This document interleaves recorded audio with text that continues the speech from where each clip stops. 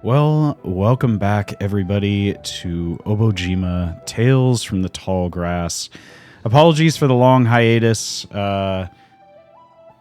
Stuff came up. Long story short, and life is what it is. One of our players will be stepping away for the foreseeable future, so we may have someone new join us in the future.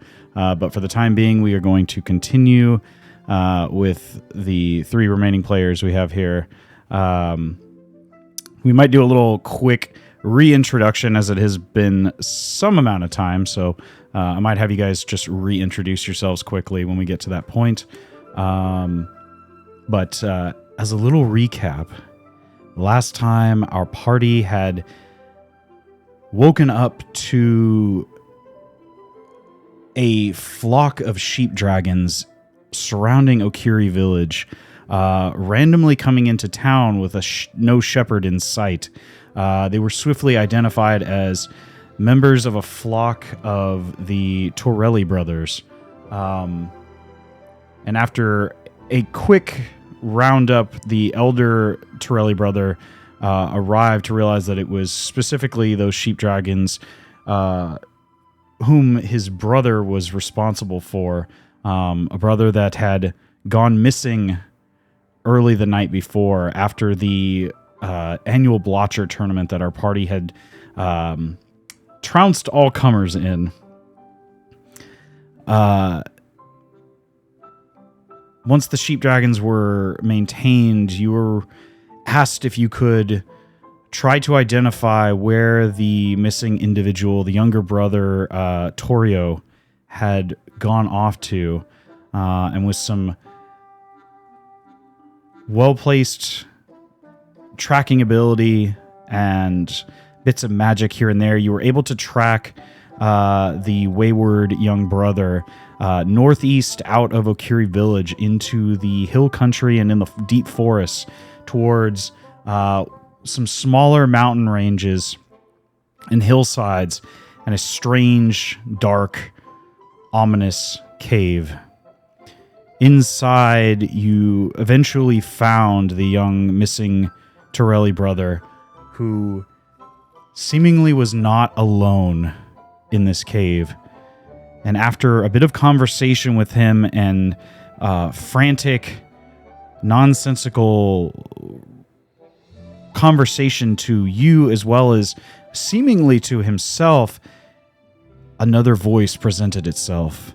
A dark, ominous, twisted voice belonging to that of a demon. A demon of envy and anger that had overcome the young Torelli brother in a moment of weakness. After an intense scuffle within this dank cave, you managed to exorcise this demon and bring the young Torelli brother back to his somewhat right mind, a bit frazzled and still concerned and emotionally drained, but nevertheless safe, as you escorted him now back to the outskirts of Okiri village, where you were swiftly greeted by his older brother Thim. And although their relationship was a bit on a rocky surface at the moment, he was extremely grateful to have his younger brother back. A response that made sense for family, especially family as close-knit and minimal as theirs. But nevertheless, you return to Okiri village now, late in the evening, the day after the vegetable festival. You were offered some free supplies for your upcoming endeavors, whether they be in Okiri or other parts of Obojima. On behalf of Thim Torelli, you were told to speak with Broad, the large man, one of the leaders of this village, one of the village elders, to claim those supplies for any of your future endeavors. But given your intense bout with this minor demon, it is imaginable that you would probably want to rest, recuperate, and gather your thoughts and decide from where you all would like to go from here. But before you do that, you notice that Erdemi has hung back a little bit as he has looked at you all and at this moment gives you a humble bow and says, I wish I could stay with you longer, but I've been notified via sending that I am to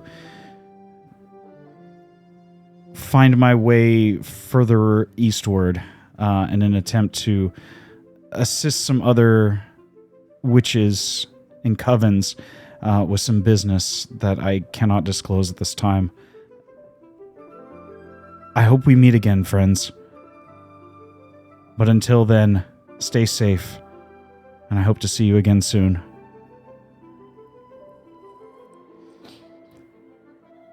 With that, as you make your unexpected goodbyes, a bit of tears here and there, but nevertheless smiles all around, Erdemi begins to head over to the shop to garner a few supplies before heading on their way. And with that said, what would you all like to do?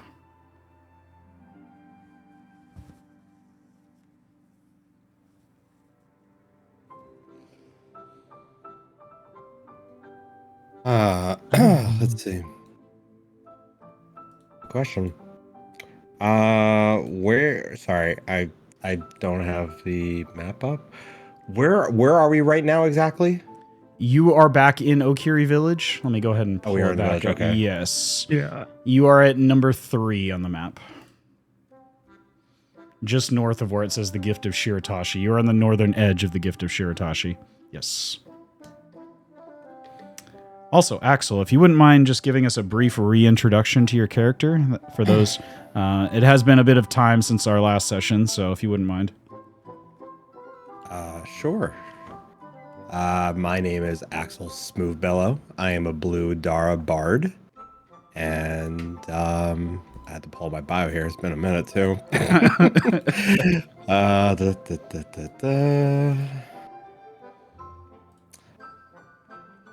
I don't have it handy. I had to find where I have it. But basically, my character is looking to be a very famous, how could you say, actor, musician type of thing. Didn't want to follow the ancestry of the Dara type thing. Kind of want to break away from it. And that's what my character spiel is. Very nice. But continue with what you were saying earlier.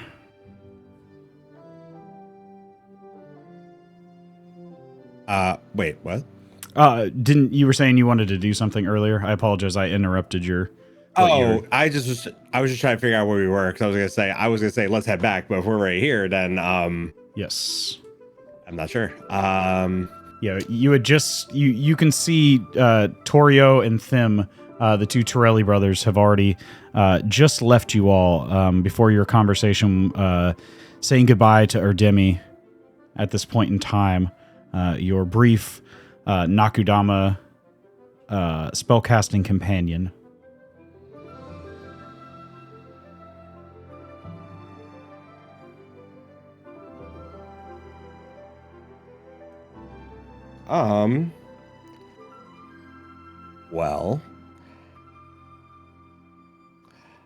Well, that was a hell of an adventure. I am ready for a drink. I don't know about you guys.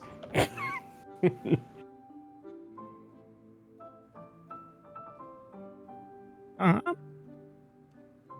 be down for a drink.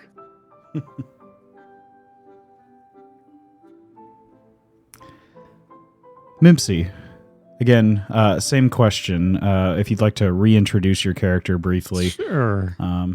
So, Nipsey is a red Dora. much smaller than our blue companion.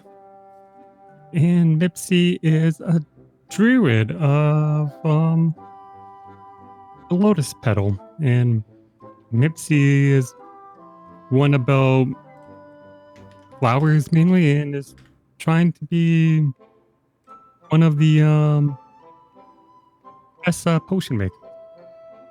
And you know the place. Yeah.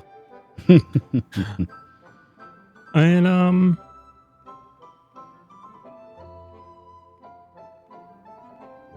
we'll need to find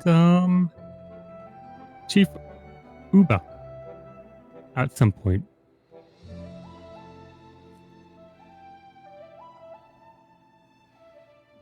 Are you referring to the chief of this village? Uh, Or one of the village elders? it's one of them. I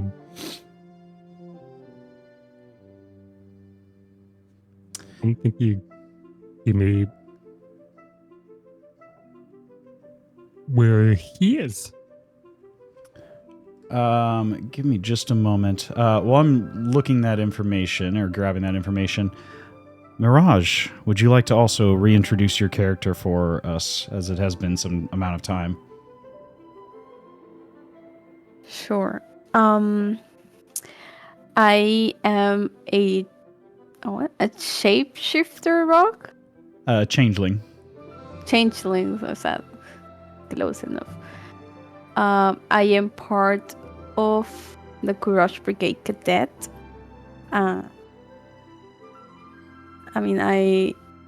My plan is to be like someone recognized, or at least, be quite like important on the brigade. Mhm. I'm like dedicated to it. I like traveling, and I want to explore the unexplored. What's that word? English is hard. Explore the unexplored. Yes. Thank you. And yeah, I think so. Okay.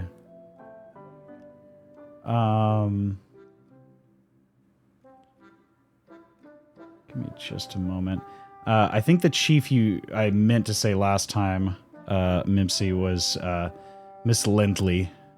I apologize if I said a different name. Oh, good. Yes, you've since seen this individual. She is a human woman. Basically, a bit of a stern outward appearance, what you've seen. She was discussing with Broad during the Blotcher tournament briefly on the sidelines, and she was also present during the Ocario, the small band of little goblinoid, little feathered creatures that had attacked the festival grounds earlier in that same day. Had been a part of the group of Okiri villagers that had subdued a number of them outside your own efforts to remove them from the market area. She has a mixture of sort of dirty blonde hair now mixed with graying hair tied into a tight braided ponytail to the back. Definitely has a athletic physique.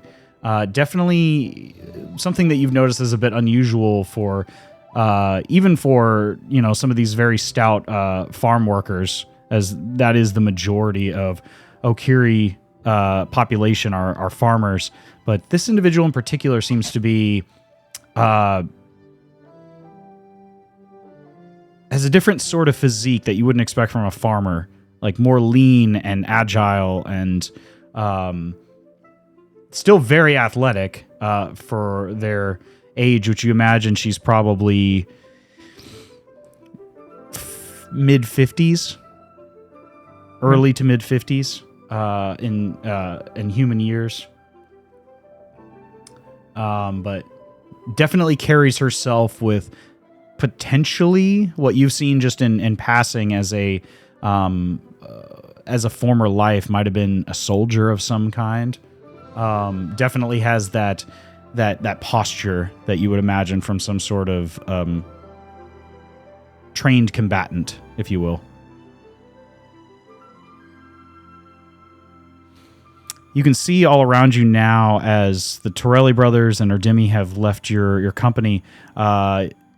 Things are calming down a little bit more. It's still, lighthearted and jovial, but a lot of the villagers have begun to return to their day-to-day lives as farm workers and raisers of sheep dragons and other sort of livestock in this area. And a lot of the shops that had been hustling and bustling and had these bright, jubilant displays out have returned to a more modest storefront appearance.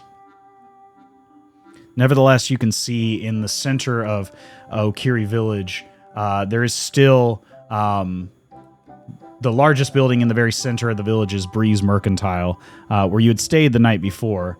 Bree being the small, sort of melon-looking spirit that runs that establishment.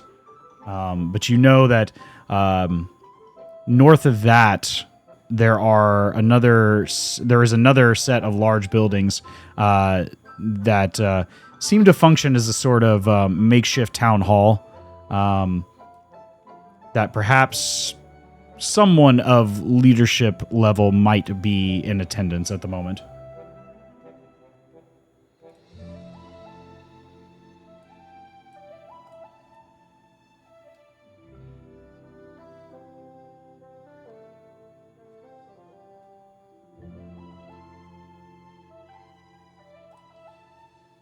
But with that, what would you all like to do?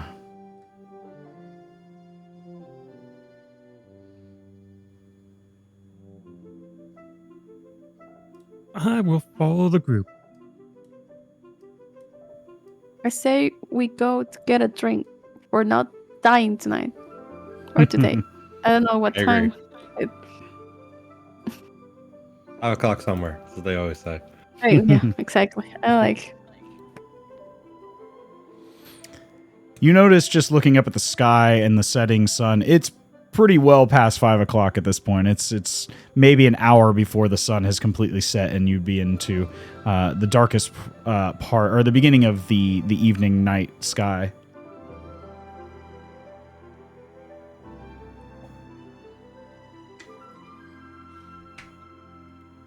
You can see on a number of these streets in front of some of the shops, some shops have already begun to close. Others are waiting until the last minute of natural daylight. Others seem to stay open quite a bit longer, with lanterns being put out to welcome, late night customers, depending on what those particular shops have to sell. You can also see the soft glow of a handful of the old yellowed and grayed exterior of some of these vending machines still scattered about Okiri Village as you walk through some of the streets.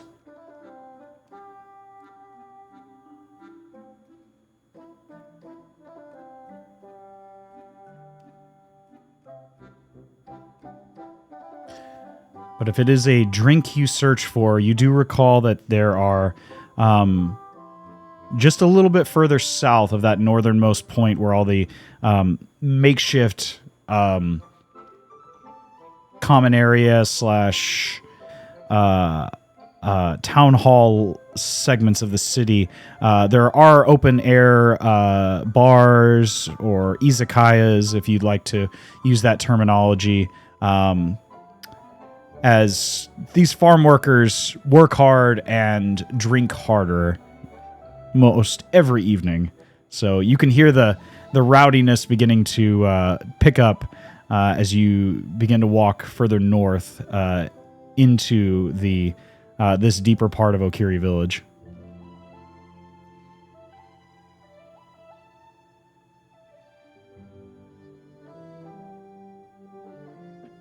Oh.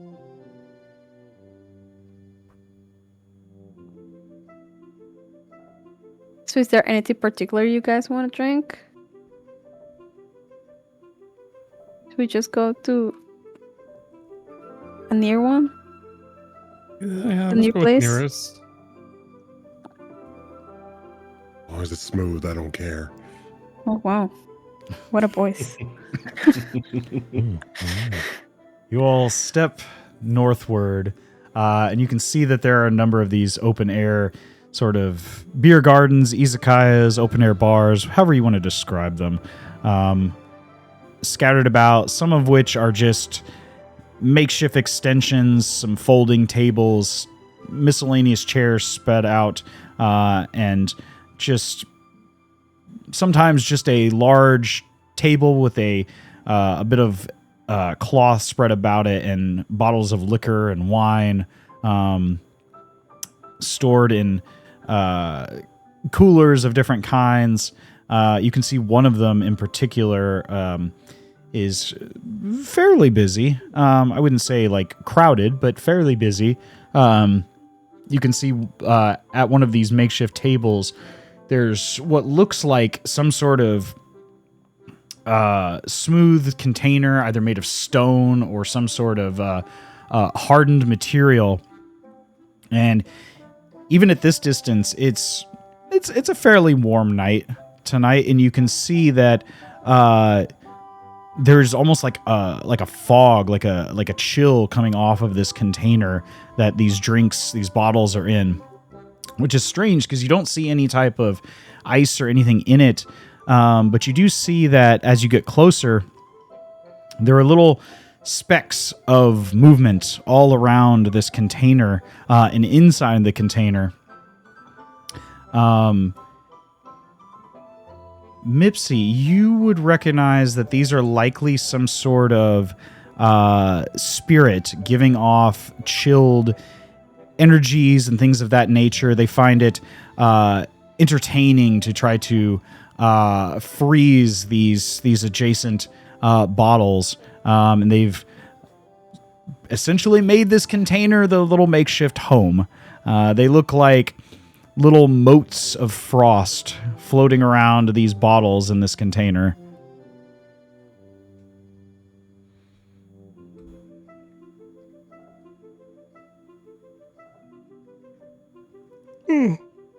Okay.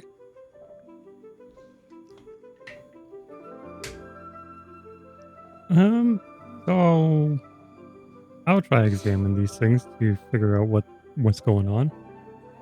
Oh, sorry. Hold on one sec.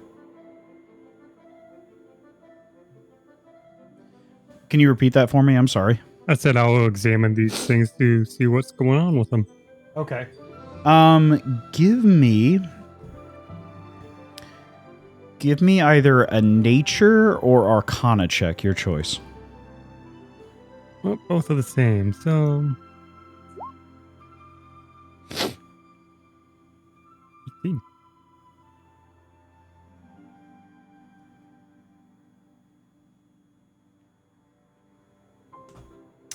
Okay. Yes, you would recognize these creatures as chill motes or ice sprites. Small, very lesser spirits that delight in chilling glass bottles, and they delight in chilling small bodies of water, occupying areas in containers, things of that nature, and basically they see it as mischievous, but given the right direction, they can be coaxed into a more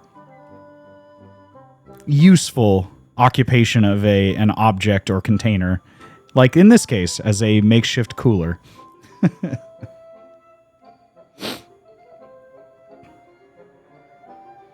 They almost look like little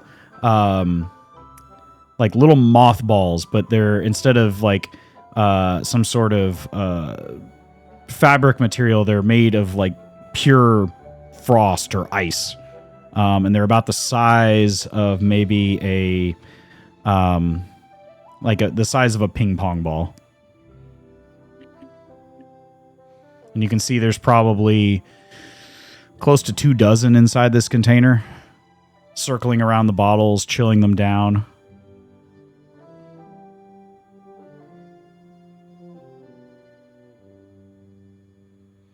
And as you step up to examine these creatures, kind of poking your head over the top of the container, you get a boisterous call out to you from behind the bar as a broad-shouldered human male with very little hair remaining on his head, just little tufts behind the ears. A man you've recognized now as Broad turns around and faces you all.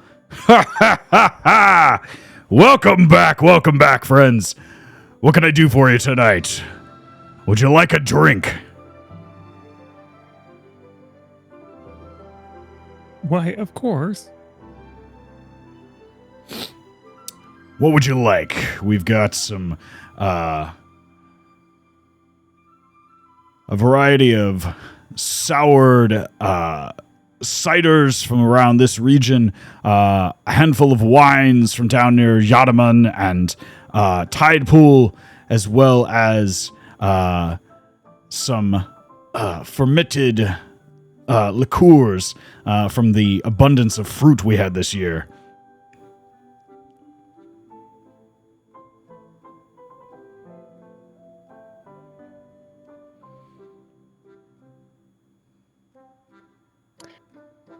I would like the last one.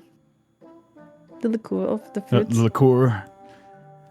It's quite good. It's quite strong, though. Be aware. And he uncorks this little makeshift bottle, and you can see it's definitely some homemade hooch because it's got like sediment in the bottom of it. So he's careful not to just like tip it upside down and get like all the sediment into the drink. And he turns it over, and he pulls like a glass out of that same cooler, and the glass has no ice in it, but it is frigid cold from sitting next to these ice motes inside the container. And he grabs the bottle, pops it open. You can see some of them, these little, ever so faint, straggling hands and feet are like clinging to the outside of the bottle for dear life, as if they've taken something precious from these creatures, as he kind of shakes them off and back into the container, and then slowly begins to pour it into the glass for you. And you can see there's one straggler still remaining as he lifts the glass up. He's like, no. That's not for you to take. And he kind of flicks the little ice mote back into the container off of your glass before handing you a scotch glass. And then putting the bottle back in, and you watch the ice motes just immediately begin to swarm around this bottle as it's whatever temperature difference it's had is enough to attract them again to try to chill it back down. But he hands you over a glass of the fermented fruit liqueur, Mirage, and you can smell it's got sort of like a very melony scent to it, with perhaps a bit of sourness from some raspberries. So it's a nice subtle mix, and you can smell it immediately. It's pretty strong. It wouldn't take much of this to get you pretty sideways. But he hands you the drink. Consider that one on the house. Oh my god, thank you. Gentlemen, what can I get for you two?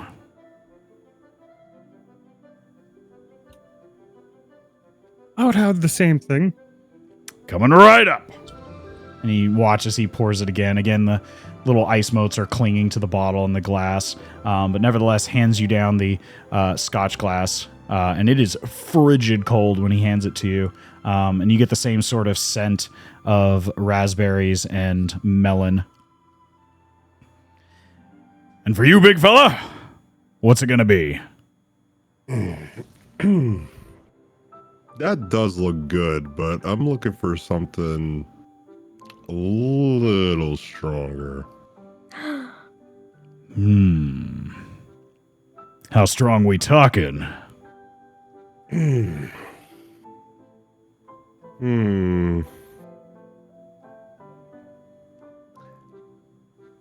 I want to feel good, but I don't want to forget, if you know what I mean.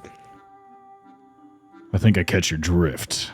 Give me just a moment here. And you can see he's kind of like pushing some of the bottles away, and you can see at the very bottom he like reaches in so much so that like the ice motes are like clinging to the outside of his hand, and it's like you can see he's like it's a struggle to get down that deep in the cooler without them like having to pull away because they're so cold. But he grabs this tiny little bottle that's not much bigger than the palm of his hand, almost like a flask. And it is, as soon as he pulls it out of the cooler and shakes the ice motes off, they begin to, you can see like this thing is like damn near like absolute zero cold. Like it's been in liquid nitrogen. And he pops the cork off of the top of it, and it's like a completely metal encased, like it's more like a flask than it is a bottle. But the interior core of it is glass, but it's encased in some sort of metal, like a pewter, to maintain its temperature longer. You don't need much of this, but I'll be damned if it doesn't do the trick. And as soon as he pours it, you get this intense hit of cinnamon. Like the strongest fireball you've ever smelled. And he pours about like half of what was in the other two scotch glasses. But even that, you can see it is like it's got like a soft orangish tint to it, but it is almost perfectly clear, like some sort of like very thin whiskey. And he puts the cork back in and drops that back into the cooler, and the ice motes just converge on it again. And then hands the glass over to you. The best way to drink that there. First a sip to get the hint of the flavor, and then you down the rest, all in one gulp. All right. Thank you, sir. With drinks in hand, what would you all like to do? You can see there are a number of empty communal seats. There's a variety of farmhands as well as fishermen that have since begun to gather in this location. This seems to be a pretty typical evening outside of the normal or outside of the abnormal festivals that have been going on the past few days. This seems to be more of the usual day-to-day occurrence this time of day.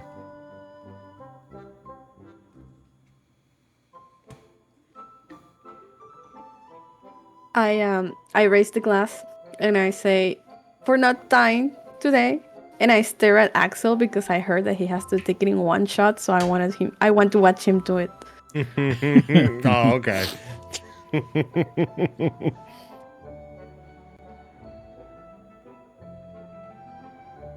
We're not dying today. One of the farmers And while behind... rescuing a kid too, I think that's more important too. For us, the same as important. One of the farmers behind you kind of overhears your toast and drunkenly, "We're not dying today!"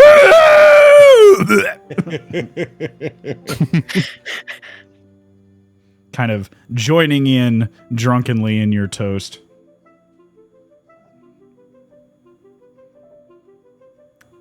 But you take a drink, Mirage and Mipsy, of your drink. It is very sweet. And it's got the taste of the pyramid melon, and like you might have surmised, just a hint of raspberry, with a subtle fermented flavor at the end, kind of that, just that ever so faint vinegary fermented flavor at the end, almost like a hard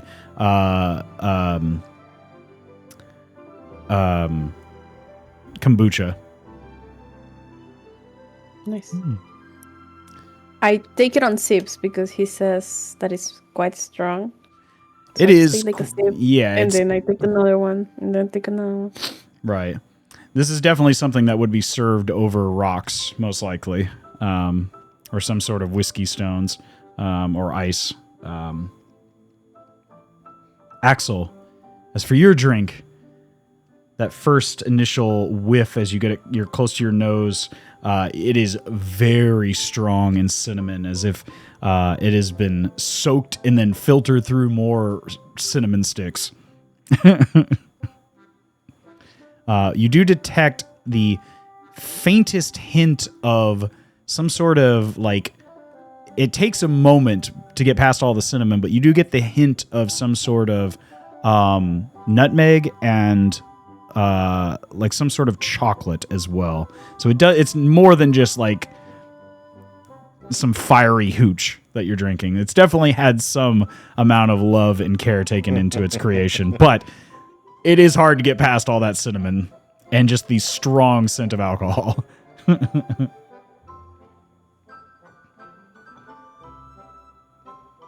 But do you take a drink?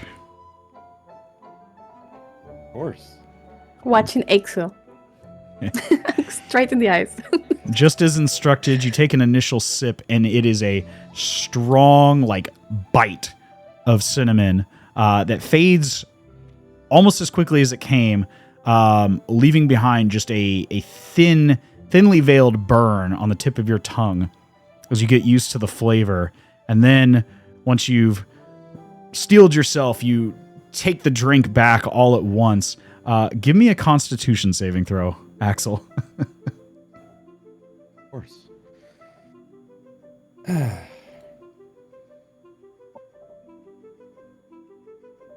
Axel. Okay.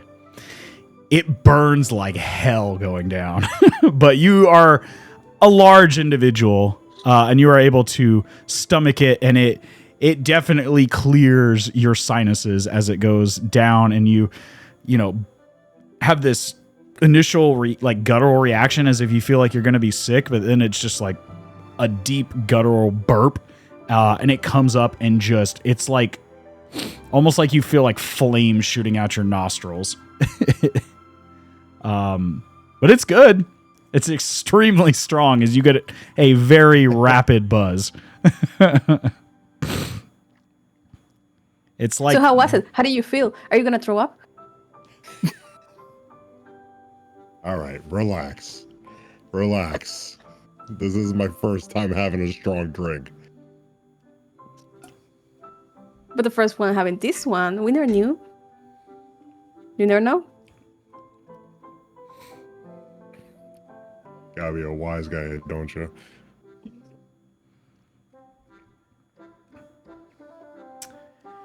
As you finish the drink, you hear a boisterous laugh from over behind the bar. Ha ha ha! How'd you like the hill dragon snot?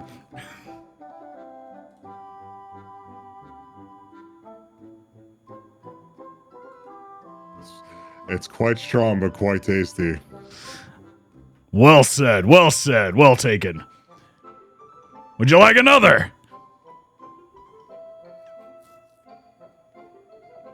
I look at Axel with a smile. Dude, you're a big guy. Sure, I'll take another. He pours you another one, about the same size, and then carries it over to you all.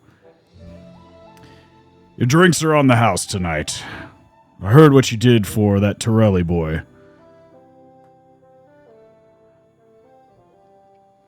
Miss Lintley is a bit predisposed tonight, wrapping up the festival business, but she'd like to have a discussion with you all in the morning. I don't know how long you'll be staying here in Okiri, but either way, I want to say thank you on behalf of the Torellis as well as our village as a whole. We're a tight-knit group here, but sometimes we get a bit of tunnel vision, and we ignore the most important things in our lives. And we take for granted the love of our families. And sometimes we need to be reminded of what the most important things in life are. But that doesn't mean we can't enjoy a drink every now and again. And you hear as soon as he says that, like all the the people that are gathering or have already sat down just boisterously, "Hey here!" You can definitely tell this is a very tight-knit community, small town, village, but a loving one nonetheless. As he raises his glass to everyone. To our new friends and the saviors of the day. Cheers! Cheers. As he Yes. he downs a bit of that same hill dragon snot liqueur that he had given you another shot of, Axel.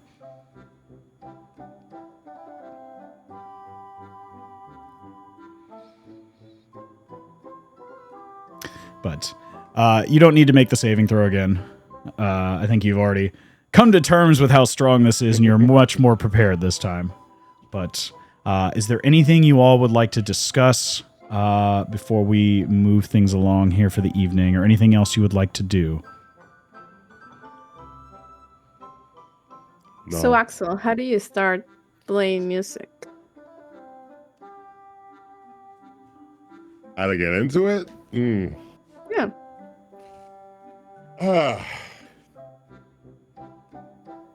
Well, I was working at a shop, and when I was Out of character, are there like vehicle type things around here like that we work on? Yeah, you've seen a handful of the first age technology, the K-trucks, during the festival. None that are currently around you right now, but you have seen a handful of them. And No. what's going on? I think Oh. Pepper. Oh, gotcha. I was trying to eat her socks or something. Gotcha. But yes, you have seen a handful of vehicles, bikes, things of that nature, K-trucks, other small first age tech that usually involves some sort of spirit infusion, as there are no electrical outlets on Obojima. There's no batteries. There's nothing of that nature. So any of this technology needs some sort of spiritual energy to power it at this point in time. That usually involves temporary uses of jolt, or things of that nature, or some sort of spirit batteries, if you will, for longer periods of time. But there's no fuel, there's no electrical outlets anywhere on the village. Everything is powered by some sort of spiritual energy that you are aware of. But yes, you are familiar, and I would say most everyone in Obojima has seen some semblance of first age technology scattered across the island, as there is quite an abundance of it scattered all about. Gotcha. Okay. Well, Monique said that she was going to be back in a minute, so excellent answer to the question.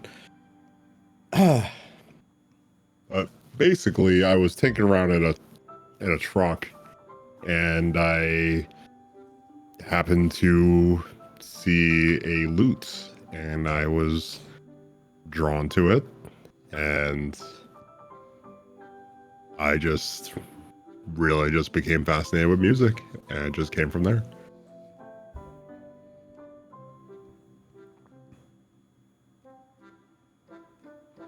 So you're some kind of magician, or musician, sorry.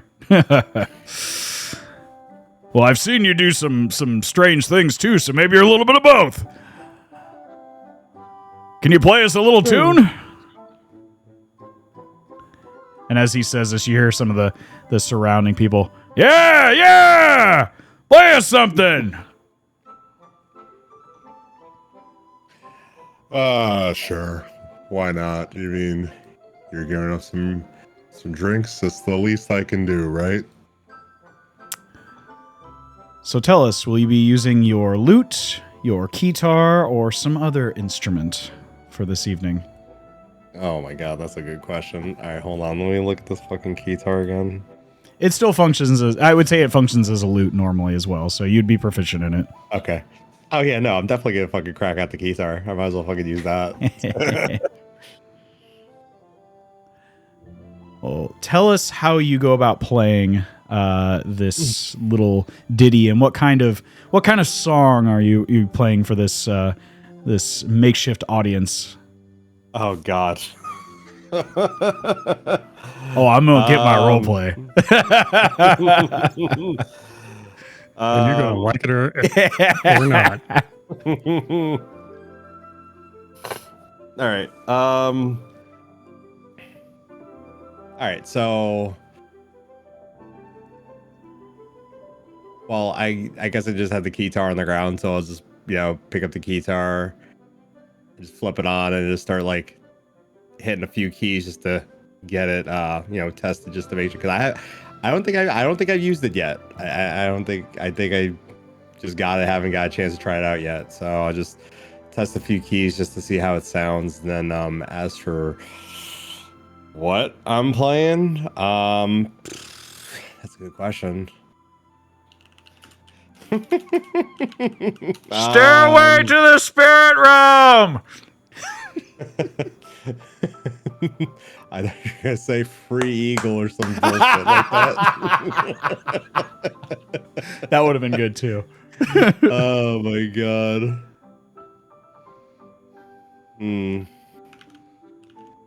I don't know. Crazy Spirit Train. I do like that Rest song. in peace.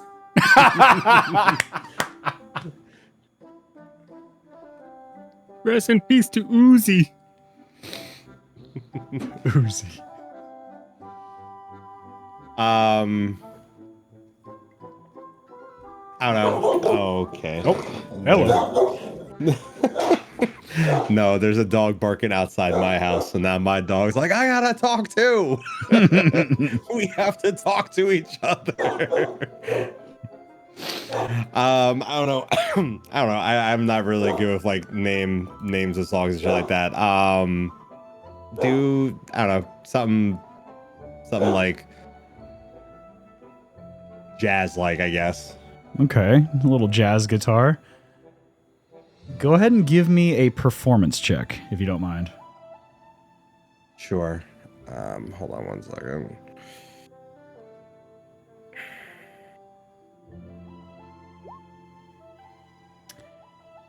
It is a delightful performance. It takes you a minute or two to get the guitar in tune and get used to its subtle nuances, but once you get in the zone, it is a delightful experience, and you find yourself swiftly becoming attached to this new instrument you've found here in Okiri Village, and almost like a performance, like a scene out of Anchorman. You have a delightful time letting a bit of the inebriation take hold as you just lay into a riff of jazz guitar on top of one of the tables.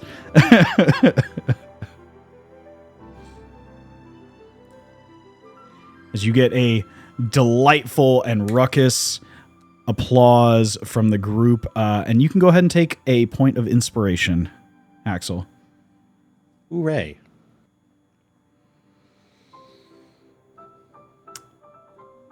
Mirage, are you back? Doesn't look like it.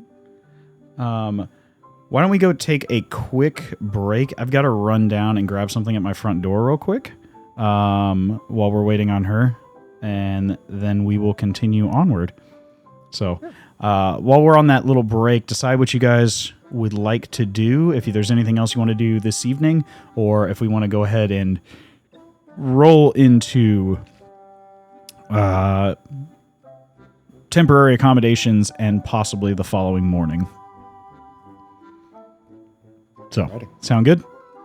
Sounds good. Yeah. Cool. I will be right back. Well, welcome back, everybody. Before we went on break, our party was enjoying some libations. As the night grew long, you all were offered another stay in the spare bedroom up in Breeze Mercantile. Compliments abroad, and Miss Lintley. I'm sorry. Yeah, Lintley.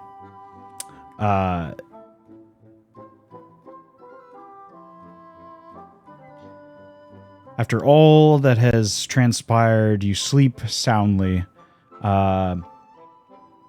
getting a much-needed long rest, which you all can take right now. If you want to reset all your ability stuff in D&D Beyond, all you have to do is go up to the top left. There should be an option for long rest. If you click that, it will reset everything. But you all sleep soundly,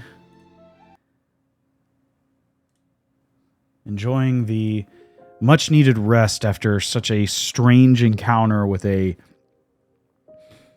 much less than savory entity in the company of the young Torelli brother. But with the forgetful nature of the libations you drank and the long sleep, you were able to overcome a lot of the fatigue and harmful ordeals of the previous day. As you wake up to the sound of crowing roosters, livestock being herded in the adjacent fields, and the bright sunlight creeping through the windows of the upper floor of Breeze Mercantile. As you find your way downstairs in the early morning, Bree is already beginning to set up shop, her small, melon-like frame rolling about the shop as she greets you all, and calls to you as you step towards the doors. Well, Miss Lintley is waiting for you. She's at the Northern Commons. Go and have a chat with her. She looked like she had a few questions for you. But again, thank you for what you've done for our little village. And when you arrive there, I believe Broad has already packed you a number of supplies, perhaps for the next several days, should you be leaving us.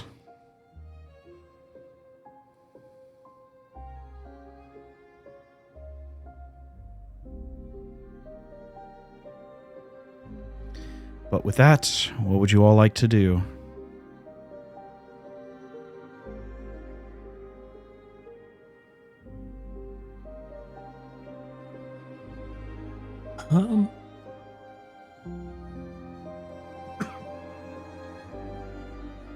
Gotta bring that map up again. The town map or the overall map? I have the overall map downloaded. The island map? Yeah. Yeah, right now you all are at number 3 at Okiri Village.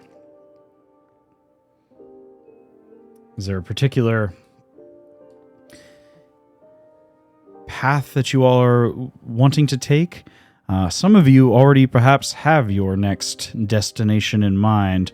Mirage, you have a letter to deliver to Yatamon, which would be on the coast at number 8. And Axel, also, with a bit of news to share with the archivists, historians, and archaeologists group, also in Yatamon, after discovering that perhaps this supposed first-age technology that you had come to find here in Okiri Village was simply the misguided attempt at aviation with the young child when you first arrived here in Okiri Village. But Mipsy, you don't seem to have any initial things driving your attention at this moment in time, at least not yet, other than this supposed conversation with Miss Lintley.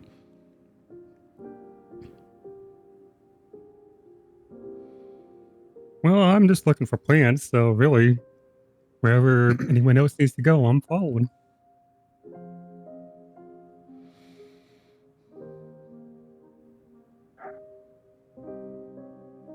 Well, I need to deliver a letter for someone in Yatamon. Yes. And I think, Axel, you have business in Yatamon, so why don't we head there?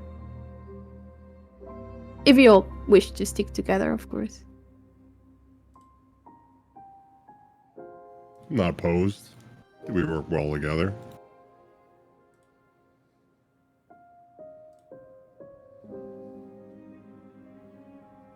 But we need to see someone before we leave. Yes, Miss Lintley, one of the village elders, directors, whatever you want to call this loose sort of system of governance here in Okiri Village. You've seen her briefly at the Blotcher tournament, discussing with Broad, one of the other village elders.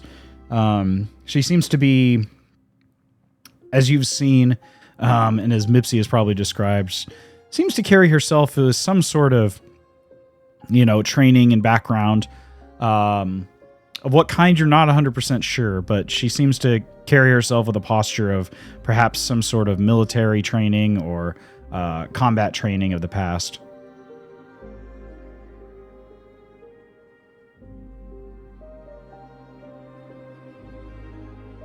Well, guess I'll look for her before we head out. Very well. You head further north in the village to the Commons, which is on a couple makeshift stairs and platform up to one of the higher elevations in the village. And by higher elevation, no more than like 10 feet up on a hillside. And as you come to the top of this platform, you can see Broad is already there. He's in the process of moving over a number of large sacks of what look like grain or some sort of dried foodstuffs of some kind. And they're discussing with some farmers, or what look to be farmhands, is the woman that fits the description of Miss Lintley. The dirty blonde hair, or blondish brown hair, and with a bit of graying circled into her tightly woven ponytail. You can see she's wearing what look like farm trousers, but she has some sort of like rounded, like not really a corset, but like some sort of waist strapping on, likely more so as like a tools holder of some kind. But she does carry herself with the posture of somebody who's, had formal training of some kind, and not just training with farm equipment. As she discusses with a number of these farmhands their needs out in the field. And just as she's wrapping up, she turns and sees you all approaching. It's a pleasure to meet with you all. I apologize for everything that's occurred. I am sure you were just here to enjoy in the festivities, and instead you ended up assisting a number of our residents. Thank you. It's my honor. Our pleasure. Happy to help. I am curious. This entity. I've spoken to the young Trelly boy. I've not heard of something like that in Okiri in, well, many decades, and it's troubling. I'd like to hear your thoughts on the matter. Your opinions of whatever this entity was. Whatever it was, I need to end it.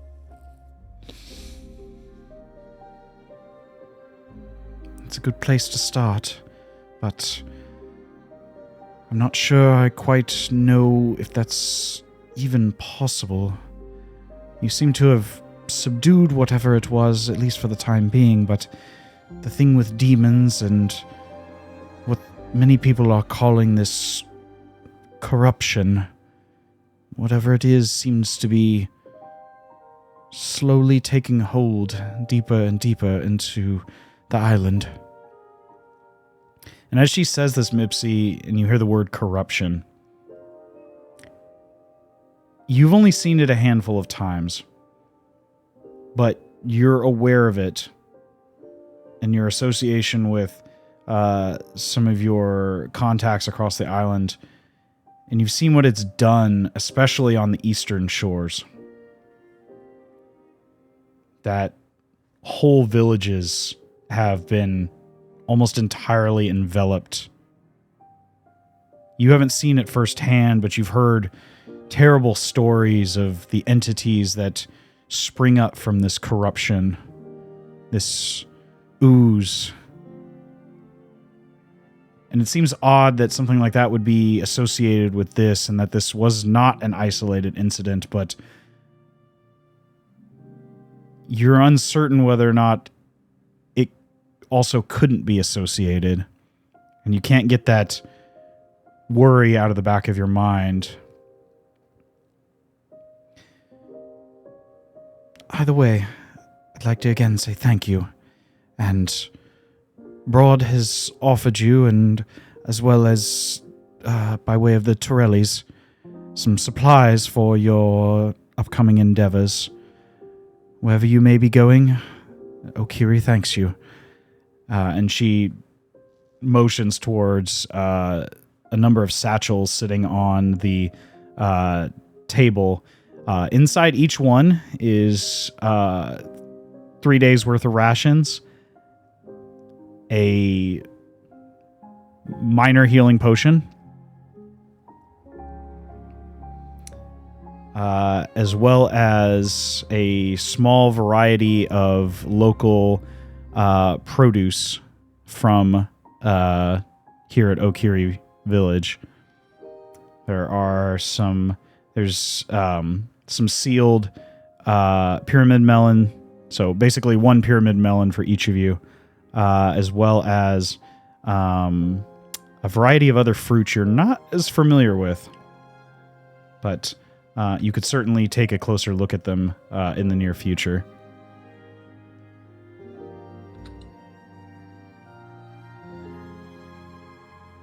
So that would just be a regular potion of healing for each of you.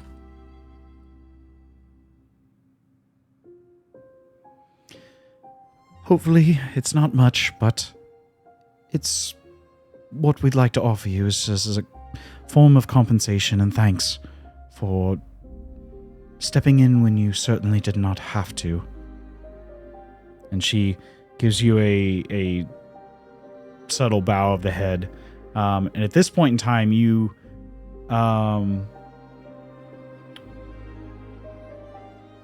Mirage, I think you would be the only one who might pick up on this. Give me an insight check, if you don't mind. Who, me? Yes. Okay.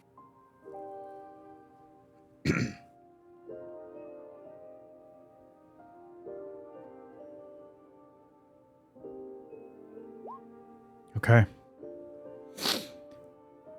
You definitely recognize that this is some sort of formal stance. The bow is too precise. The positioning of the hands, the positioning of the shoulders,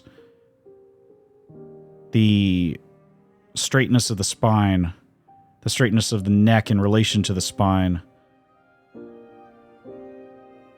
This woman's had very formal sword training. You're familiar there, having traveled around Obojima, there are a number of sword schools scattered across the island of Obojima. And this Miss Lintley definitely has trained amongst them. You're not 100% certain which one, but she definitely has the stance of a seasoned swordsperson and combatant.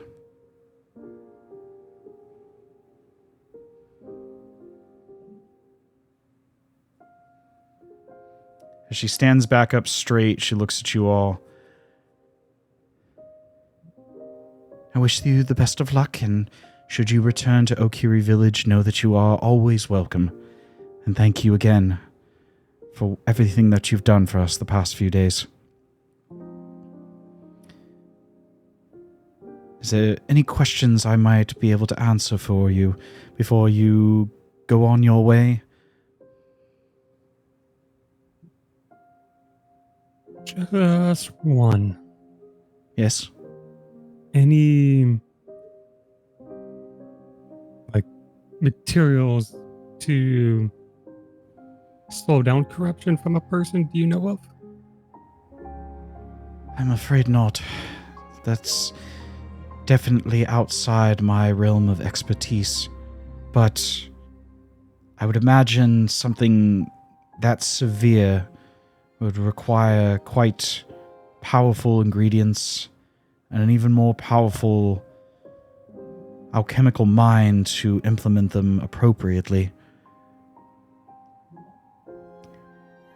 There are a number of witch covens across the island of Obojima. I'm sure you're familiar with a handful of them. The Fishhead Coven being one of the largest, but there are a variety scattered across the island in various areas. Each of them has at least one fragment of a tome from an ancient for Obojima standards and history, but a very old enchantress that spent a lifetime documenting all sorts of herbs and fauna across the island. Were the covens ever to work together, they would have the expansive knowledge of this ancient enchantress and possibly be able to surmise a means of at least mitigating whatever this corruption is, or perhaps learning a bit more about it. But the likelihood of any two covens working alongside each other, let alone all of them, are slim and none.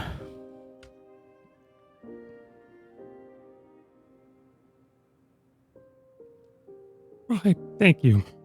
Of course. Additionally,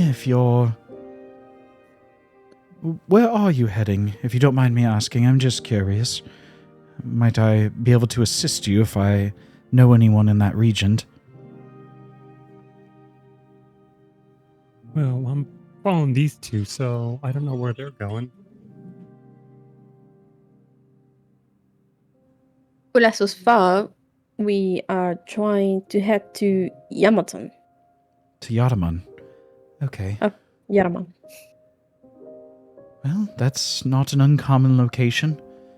It is the first age city, of course, and quite possibly the largest city in all of Obojima.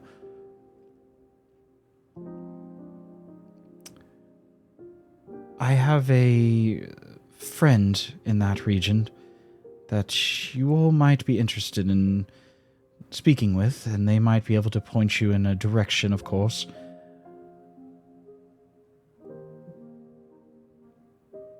They're not currently associated with any one witch coven, but have been in the past. Currently, she owns a general store of sorts there in Yatamon. Her name is Jennifer.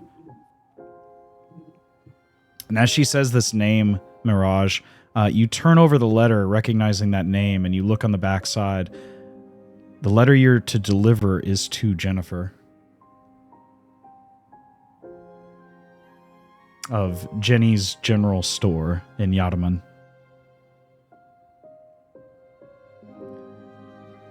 She and I were old friends and traveling compatriots many years prior.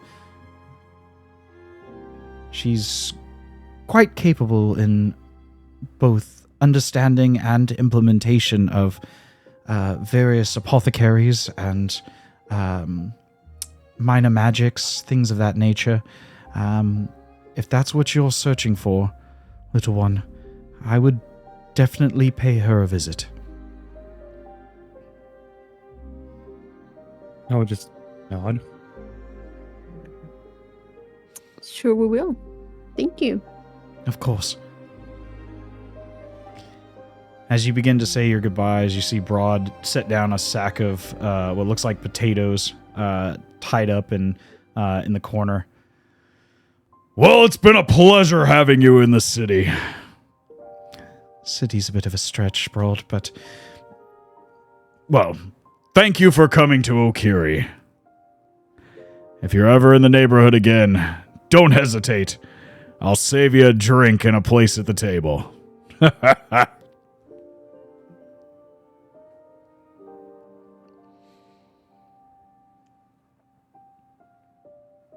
He's so kind. Definitely we'll see each other again.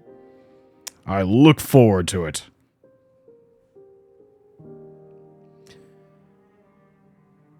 But with the swift goodbyes, is there anything else you all would like to do before heading out of Okiri Village? I just have a question. Okay. They gave us stuff each one, right? Like the 3-day ration, the regular healing. Like each one of us got one of those. Yes. Yeah, you each got a regular healing potion, a pyramid melon, and 3 days worth of rations, and a handful of other fruits and vegetables, which I will give you a list of here shortly. I'll put it in the chat after the session's over. Sure. Essentially, they're ingredients, more so than just straight up rations. But nevertheless, unless there's anything else you all would like to try to do before leaving Okiri, it seems your journey will now take you south through the heart of the Gift of Shiratashi, down past the Lake of Shum, towards the largest city in Obojima, Yatamon.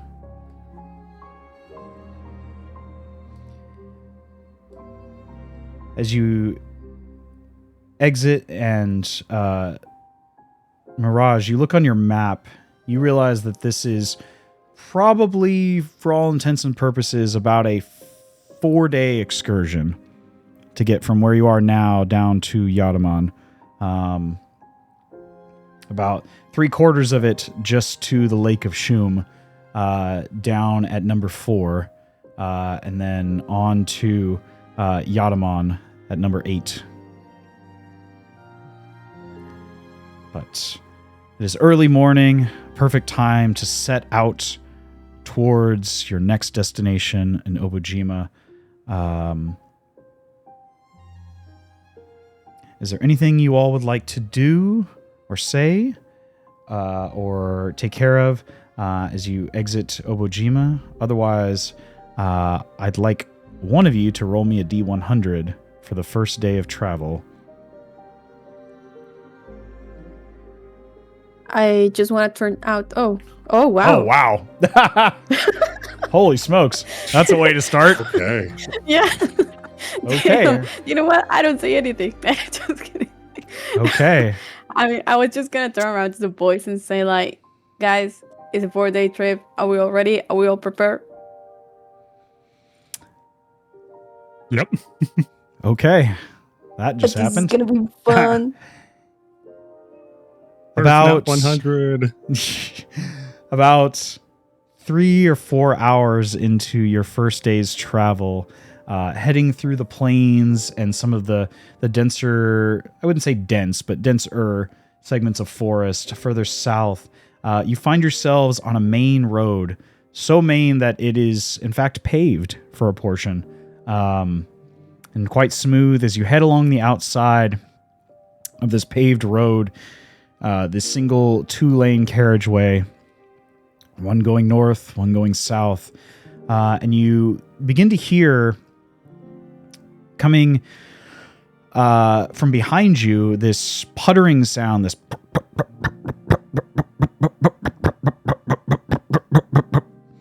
it sounds for Mirage and Mipsy, perhaps you might not have heard this sound, but Axel, you are quite familiar with this sound. It is the sound of a motor, some sort of vehicle coming from behind you.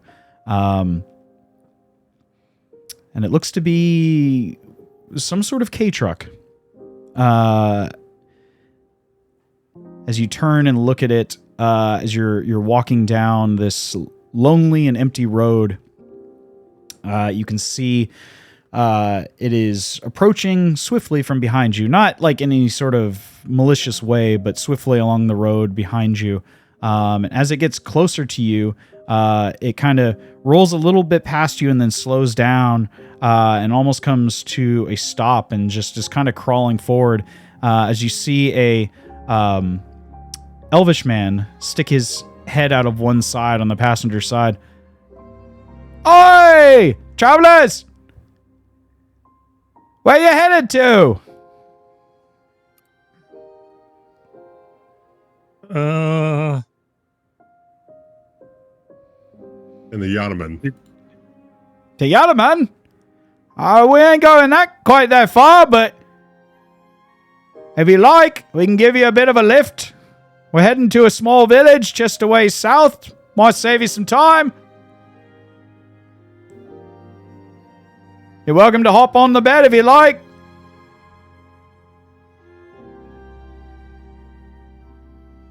Do we?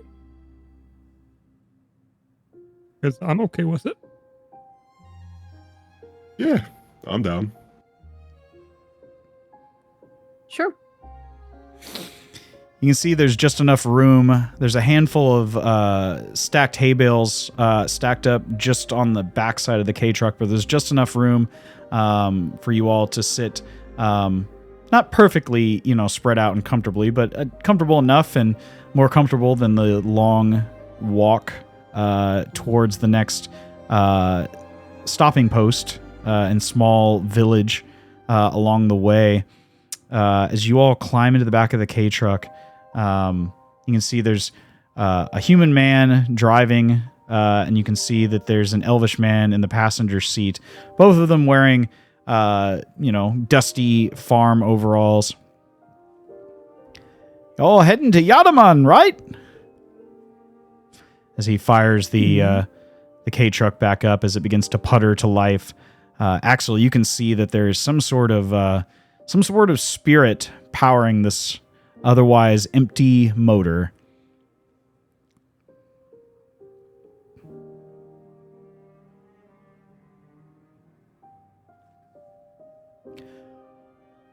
What's taking you to Yatamon, if you don't mind me asking?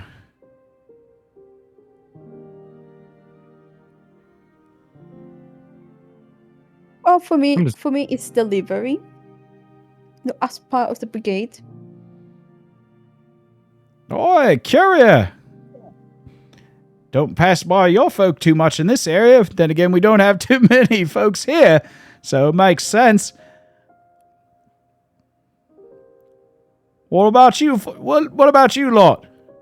What brings you to this part of the gift of Shiratashi?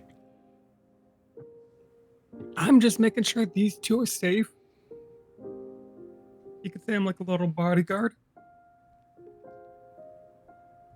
Interesting. Well, my name's Carl. This here's Jeb. We're making some deliveries between here and just south of Okiri.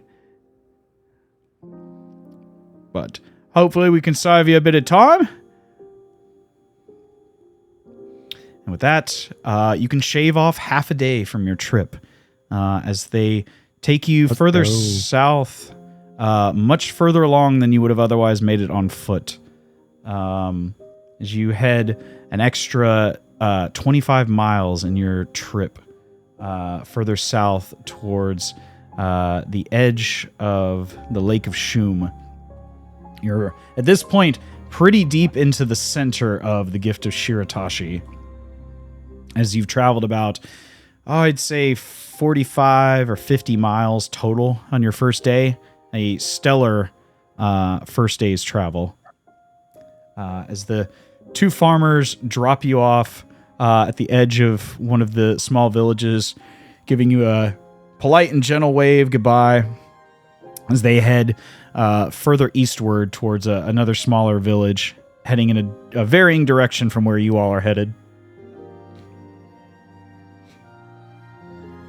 At this point, it is getting towards the end of the evening. You now have two options. There is a village, but it is about 10 or so miles continuing on further south, and it'll be quite late before you arrive. Or you can camp out for the evening. It's your choice. What would you all like to do?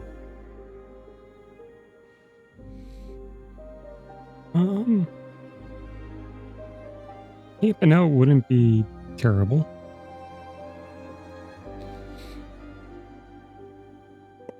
Yeah. So how are you feeling, boys? Are you out for a scout?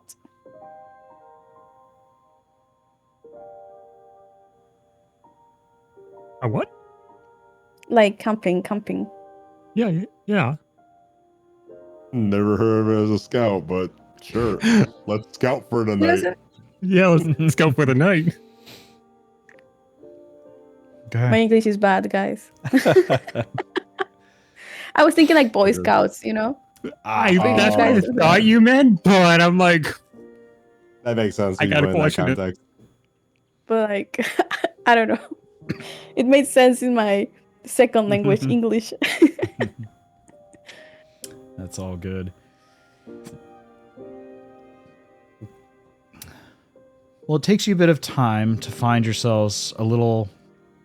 In fact, if I can get somebody to give me a survival check to see if you can find a nice spot to camp out for the evening.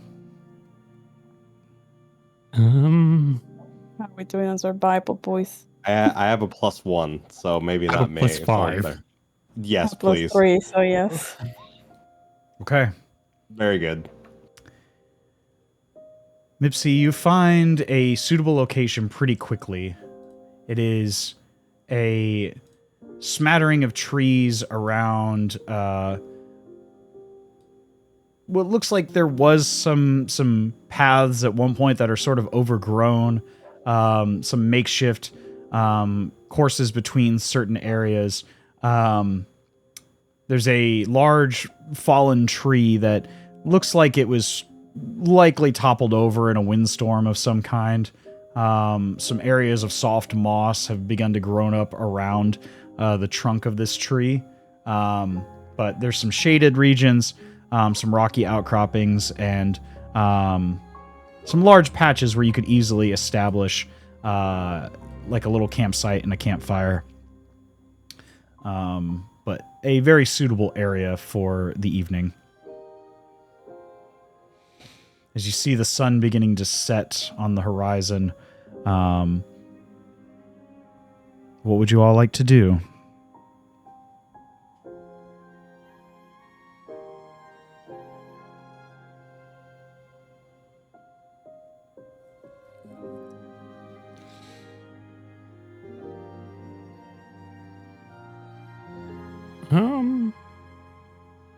I got nothing.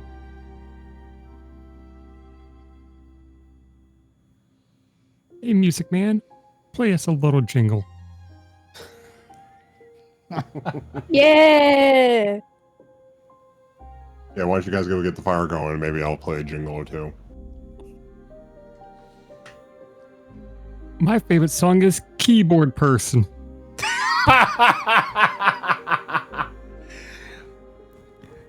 Play us a song, keyboard person.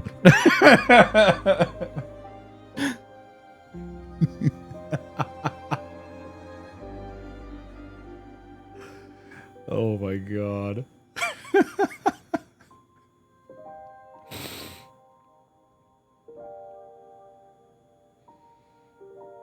So do you rake out the keytar or the lute, Axel? I'll do the loot this time. Okay. Go ahead and give me a performance check.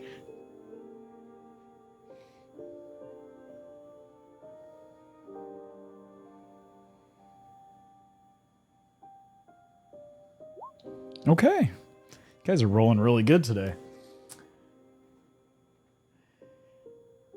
You play a... Well, you tell me. What kind of song are you playing?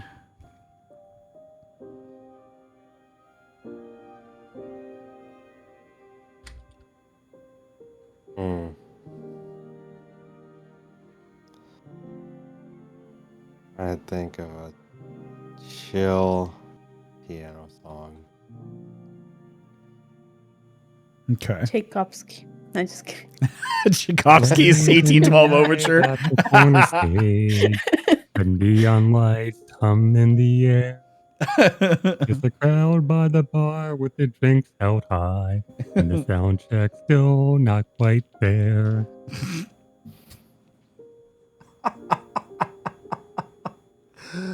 Oh, Lord. Play something like along the lines of I'm a partial fan of Crazy Planet, if we know that one. Mad World. Gotcha. Mipsy, as you begin to sing along with Axel's playing on the lute, as you set up the fire and set up your campsite for the evening, go ahead and give me a performance check as well. You open the can of worms. Let's see it. There we go. I love it. That's what I was waiting for. There you go, wise ass. Oh, it is some of the worst karaoke singing you've heard in a long time, Axel, and it's like you keep playing, and it's like you're almost like trying to drown it out because it's pretty bad. I'm just like behind Technically, Mipsy it and yelling could be like worse. Axel. Just like thumbs it up could've and been, like saying like keep going, zero. keep going, keep going.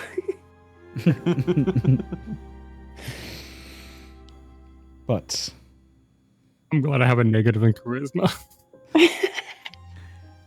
hey, you can't be good at everything. Sometimes failures are the spice of life. The best. True.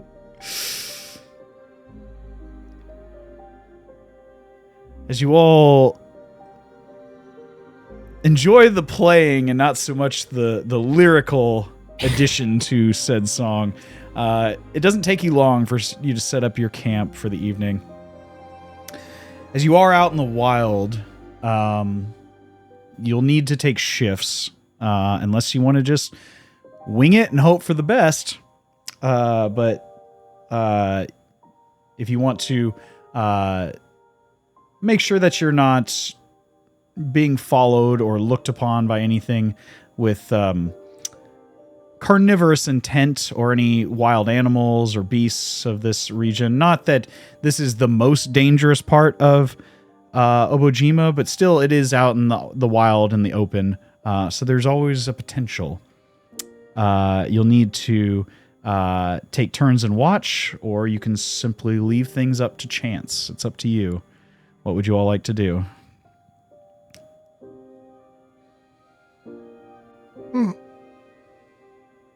I got a decent perception, so we want to take watches so I can manage. I think some watches too. Okay. Yeah, Well, that's fine. each person would need to take one shift, so there'd be 3 total for the course of the night, so you all could get your long rest. I want to take last one Okay. Sure. So who's going to take the if first? it's cool with everyone. Who's going to take the first watch? I mean, for my awesome singing, I think I will take the first one. Okay. Sounds good. Mipsy, do you have dark vision? Good question. Do we have dark vision? I don't think any of us have dark vision. I don't think, no, I don't. Don't have that. think you do. None of us have dark vision. Okay. So you might. That's a first. Yeah, that is a first. Usually at least one person has dark vision. Or everybody has dark vision. Had campaigns like that. It goes either way. It goes either. We cannot be in between.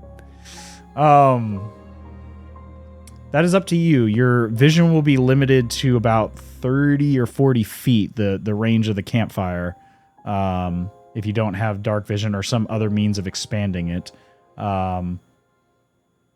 Or, that's up to you, whatever you'd like to do. But any ranged perception checks would be at a disadvantage.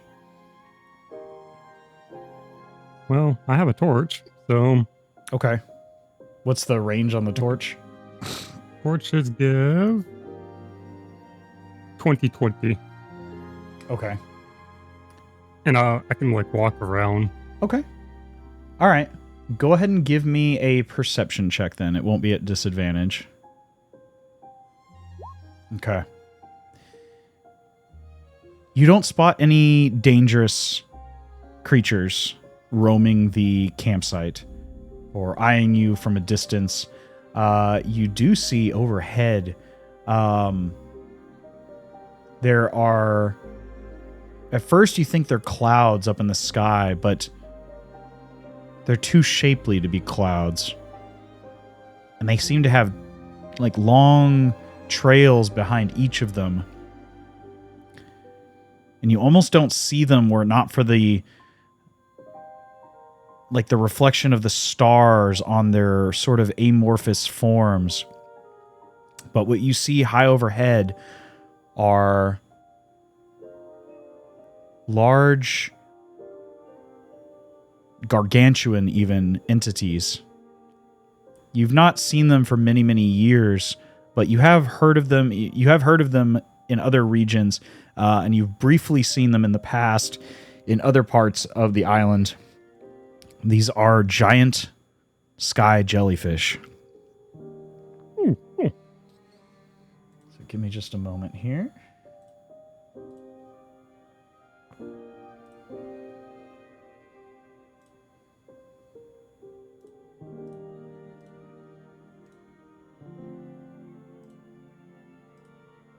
Nope, that didn't show what I was looking for. But if you go to bio and info, you can kind of see what they look like. They are essentially jellyfish, but huge. Gargantuan, even as far as D&D is concerned. They are quite large, and there is a large flock of them, probably about 3 dozen or so, kind of scattered across the sky overhead.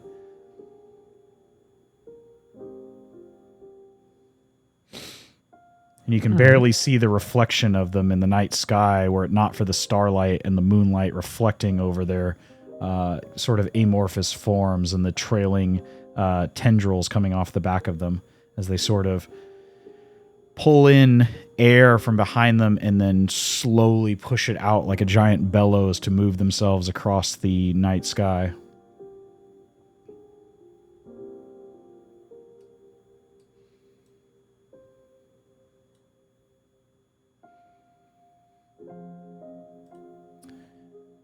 But the majority of your watch, in fact, all of your watch goes without incident. As you go to wake up one of your companions to take the second watch. Hey, big guy, wake up. No. Ah. Oh. Time. Good.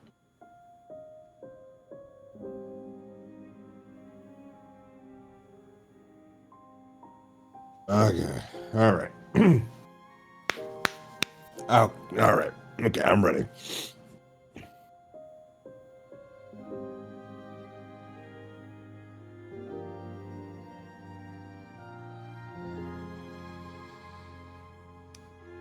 Well, Axel, as you change watch positions with your companion Mipsy,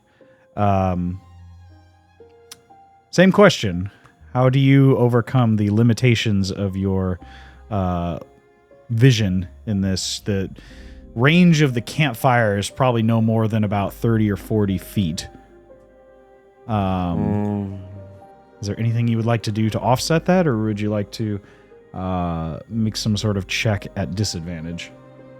I actually have an item Okay. that gives me 60 foot. Okay. And what is that? Called a bullseye lantern.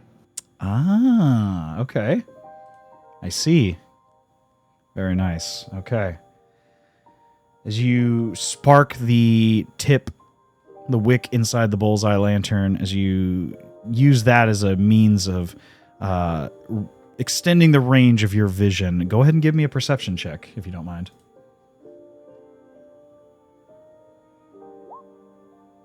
Okay.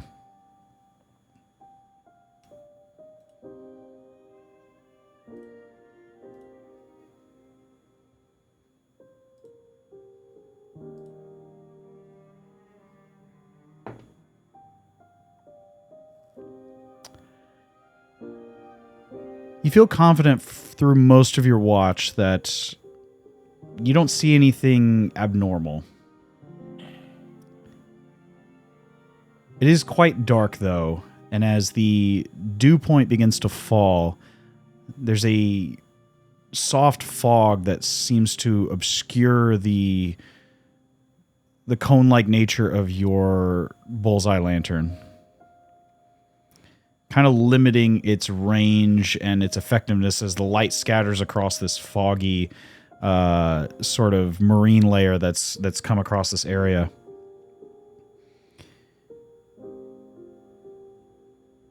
Go ahead and roll me a d20, please, if you don't mind.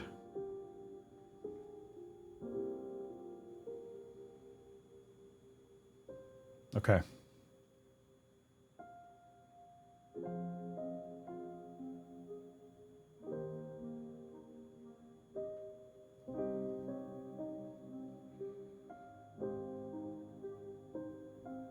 As you sit down and you try to focus, you begin to think back on past experiences, past events, unsure of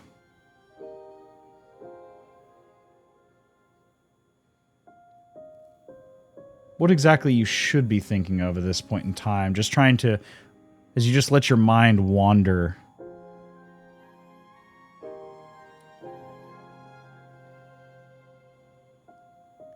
As you stare off into the middle distance of sorts for a period of time, you're thinking about what had occurred in Okiri with the minor demon and a couple of the other events. And as you think harder on that moment in time, that memory, you feel like something's missing from your memory. Like you can't quite recall what happened for almost a day. A bit unsure.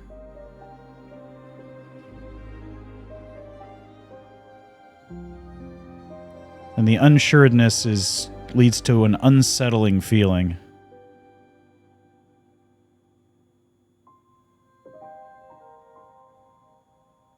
An emotional and sort of just chill rolls down your spine.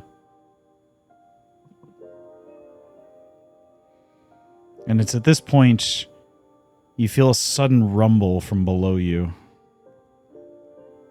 Oh. And as you turn your head down and look,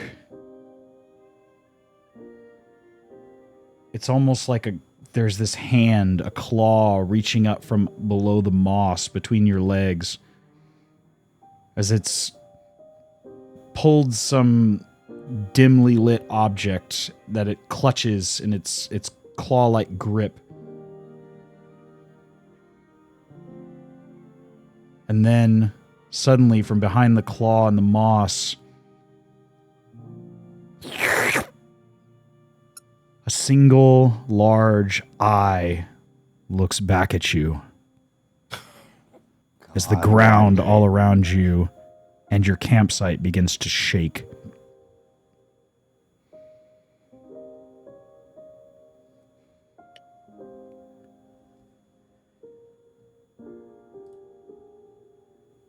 I need everyone to roll initiative for me. Oh, God. I mean, are you going to put us on the map? Yeah, I'm going to bring you to the map here in a sec. Yeah. Nice, natural. Rolling strong today. I was, I was deep on my sleep. So go before you. We'll change that number here in a sec. But drop your tokens somewhere on this map that you see here. Oh, how do we do that?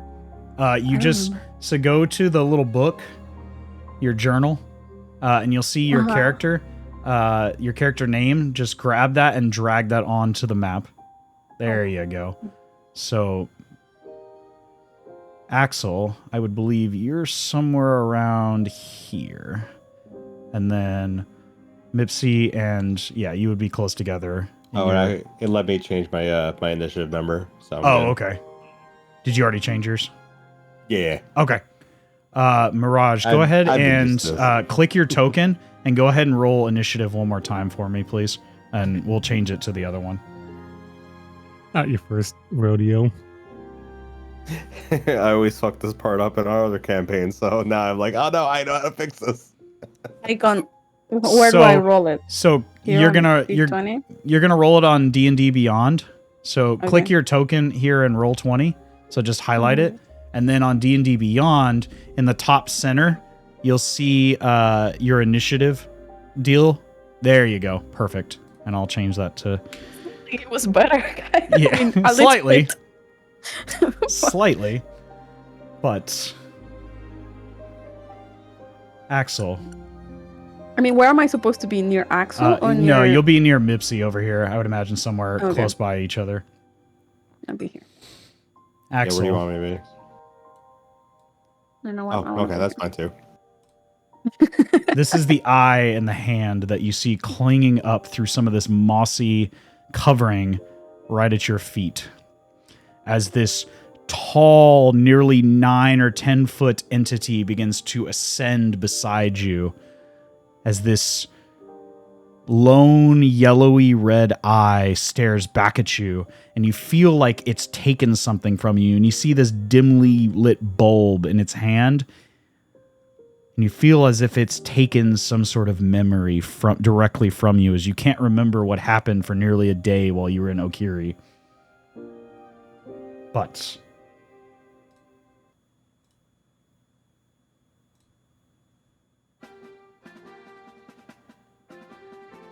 with that, let me go ahead and roll for the crawler.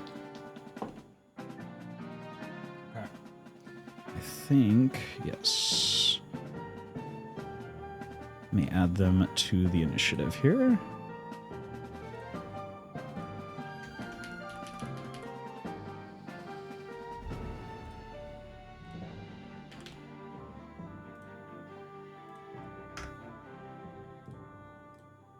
All right. Let me get the initiative tracker over here. Oop, that's too tall. There we go. The crawler is the first to act as it has extracted some chunk of your memory, Axel. But now it stares back at you. Give me just a moment.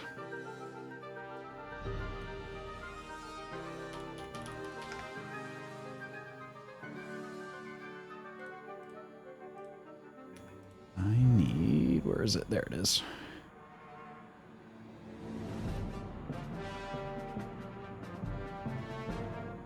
As the eye stares at you from having stared at the little orb it has pulled from you, the memory, its mossy form covering, unsure of what's below it or around it. All you see are these like chicken-like talon feet and claws sticking out from the moss and ground cover that makes up the bulk of its form.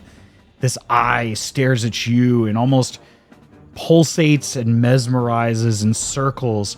I need a wisdom saving throw from you, sir.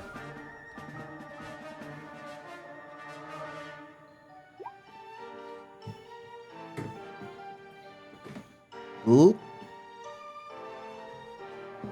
That is a failure. Of course it is. Well, I was going to say you now have to use all your movement available to get as close as possible to the crawler, but you're already as close as possible to the crawler, so there you go. With that...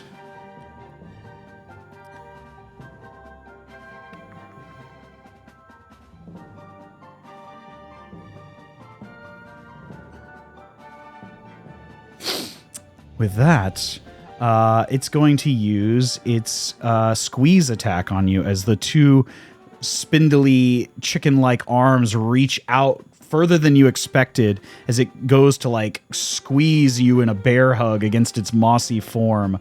Does a 21 hit? Do you think? Yes. Okay. You take. My other character? No, it wouldn't. You take 6 points of bludgeoning damage, and I need an intelligence saving throw from you. Jesus, intelligent. Oh my god. All right. Fuck off. Okay. You do not lose your memory of the last 24 hours. But with that, that is the crawler's turn. Axel, you are not grappled, but you are you are within melee range of the crawler, and it has extracted at least a partial memory from you. Okay. What would you like to do?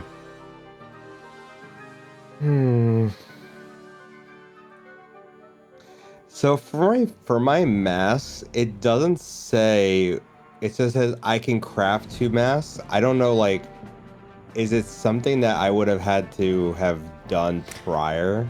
I think you would have had plenty of time to do it between now and, you were sitting on that truck for like 4.5 hours. That's fair. And you were walking for even longer than that over the course of the day. So I think, yeah, you would have had time to craft your mask. So choose whichever 2 you'd like to craft. Okay. All right, so the 2 masks I have Fox and Protagonist. Those are the 2 Okay. I'm gonna go with. I'll put them a long Oh thing. my So God. Okay. you can just skim to where it just says Fox and Protagonist. Okay. It's a whole thing. Oh, Jesus Christ. Okay. Yeah. I know. Okay, so it's which like one in particular are you going with right now, and what would be the effect that you're trying to utilize? Just to save us some time here. You know I don't like to read.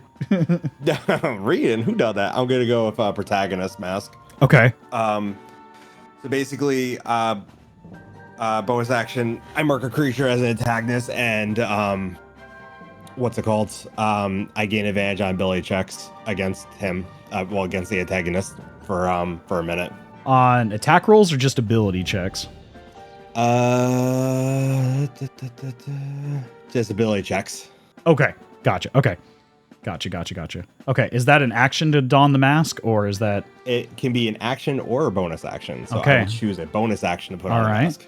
All right, and you still have your action and your movement. What would you like to do? For my action, I'm going to...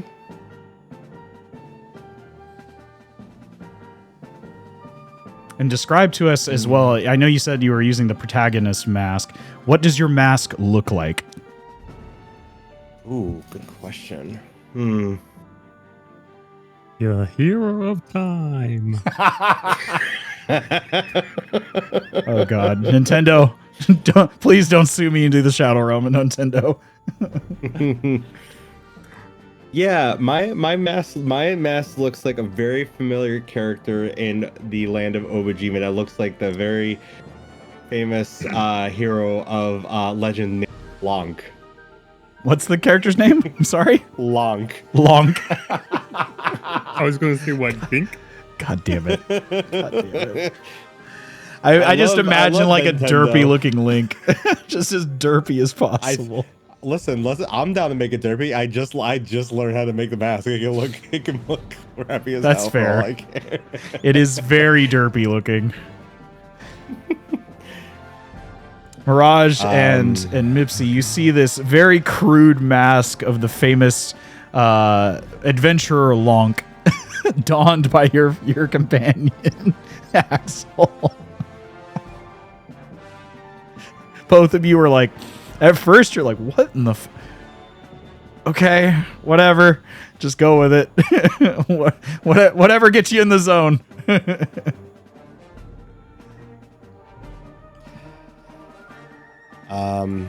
So for my action, I'm gonna cast Dissonant Whispers. Okay. Is that a saving throw against on his part? It's a 14 Wisdom. Okay. Give me just a moment here. I gotta look this up.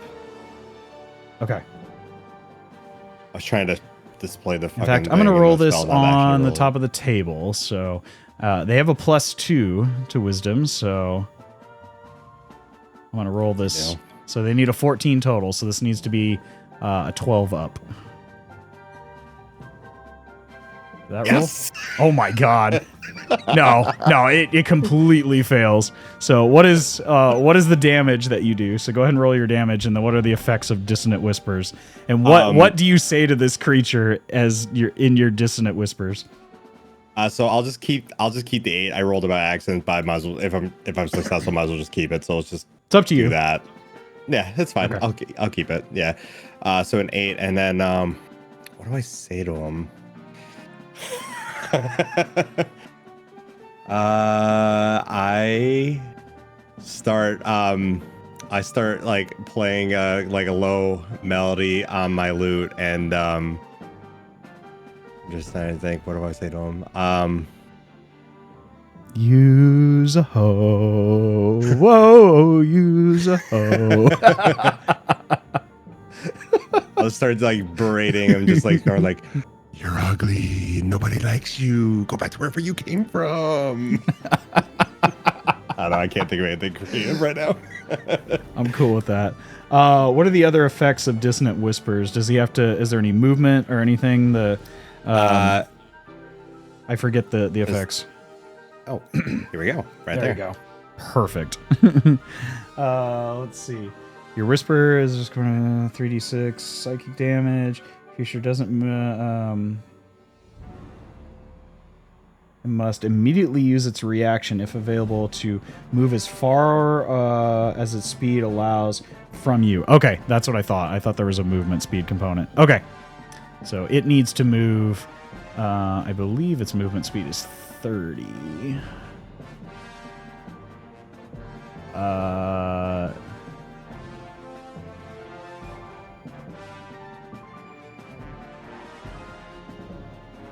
Oh my god, no, its movement speed is 60. Holy shit. Okay. Jesus.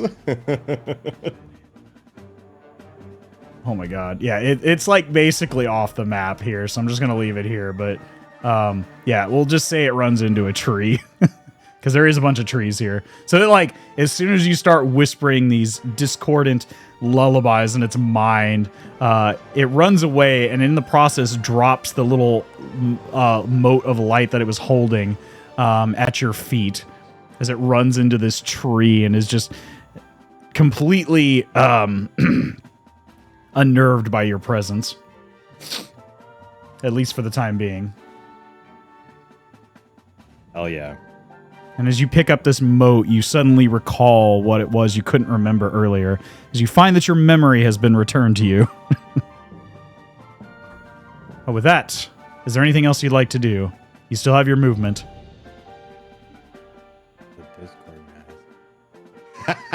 I love it. That's perfect. What's that? No.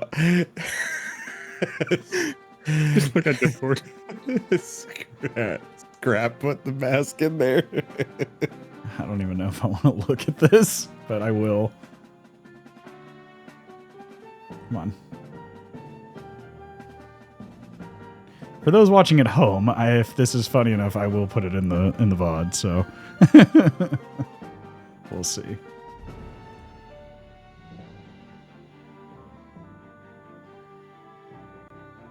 Allow me to access your frontal lobe. God damn it. Of course it's fucking Volo. God damn it. Alright. Anyway, moving on. Is there anything else you'd like to do, Axel? Nope, I'm good for now.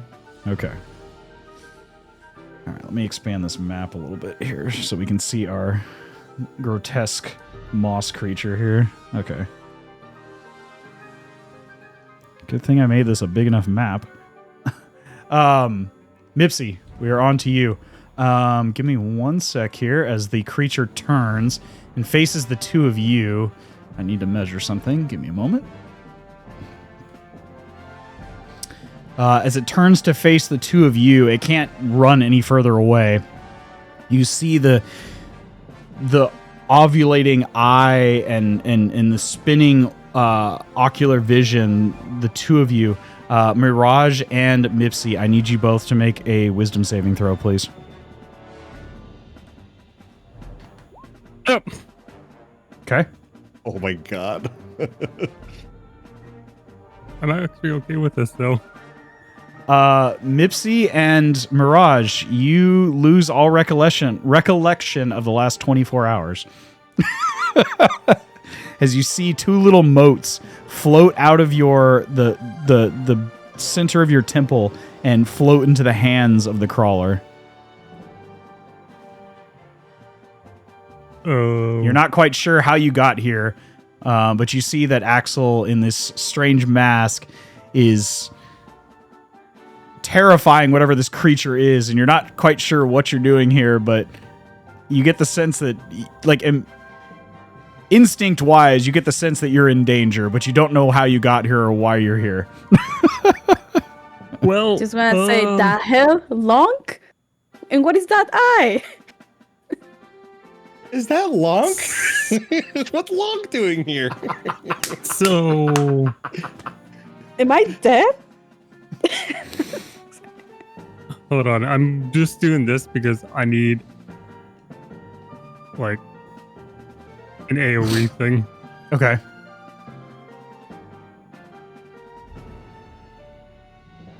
This is just for my simplicity here. Okay.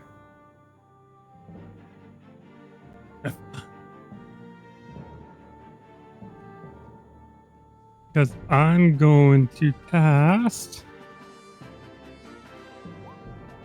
Spike Growth. Okay.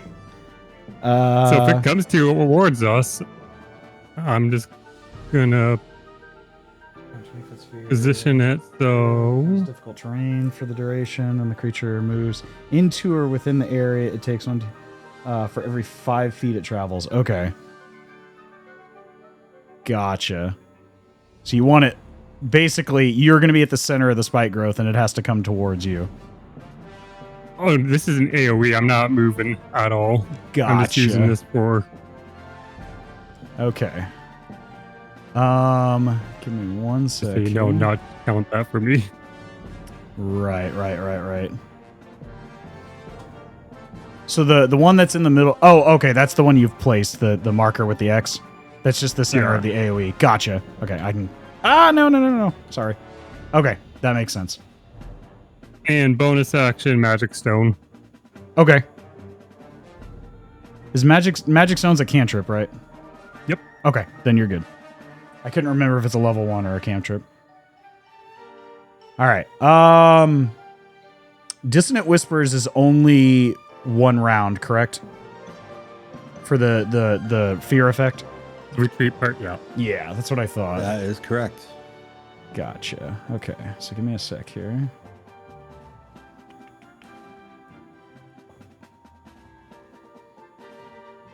$25. Well, he has... It's camouflage to the ground, just so you know. Gotcha. Okay. He would need to make an action to detect this. Ah, I see. Okay. All right. Well, I'm going to make a perception check and we'll see here. What's your DC? My DC is 13, I believe. Okay. That's a 3. He does not detect shit, so he's gonna run. Yeah, 13. He is gonna run straight across this. So he's gonna go. Yeah, it will be difficult terrain as well if he goes through this. Okay, so I would imagine the damage. He's probably gonna go about halfway before he realizes what's going on and takes damage. So we'll put him there. Go ahead and roll 12d4. 34. Jesus. Okay. Oh my god. Yeah, that's a disgusting spell. Well, now he knows what's going on here. What was all that? He took 34? Yeah, Yes. so you take 2d4 or oh, it's 2d4. I'm sorry. It should be half that. I'm sorry. I told you Okay, 12d4. why don't we just Yeah, we'll just take take the half of first that. roll, Yeah, or the first first top one. Yeah. So 8, 10, Oh, I 12, see. I thought it was Yeah, I was 4d4. like, Oh, Yeah. 16, What the 18, hell? 20 points of damage. 20. Okay. Got it. Okay. That makes sense. I was like, that seems like a lot for that spell. And then I realized I made Still a is a mistake. lot. It still is a lot. Don't get me wrong. That's still a lot. Okay. So that's... Sorry, I'm doing some math in my head here. Got it. Okay. As the spikes that's- dig into his chicken-like feet.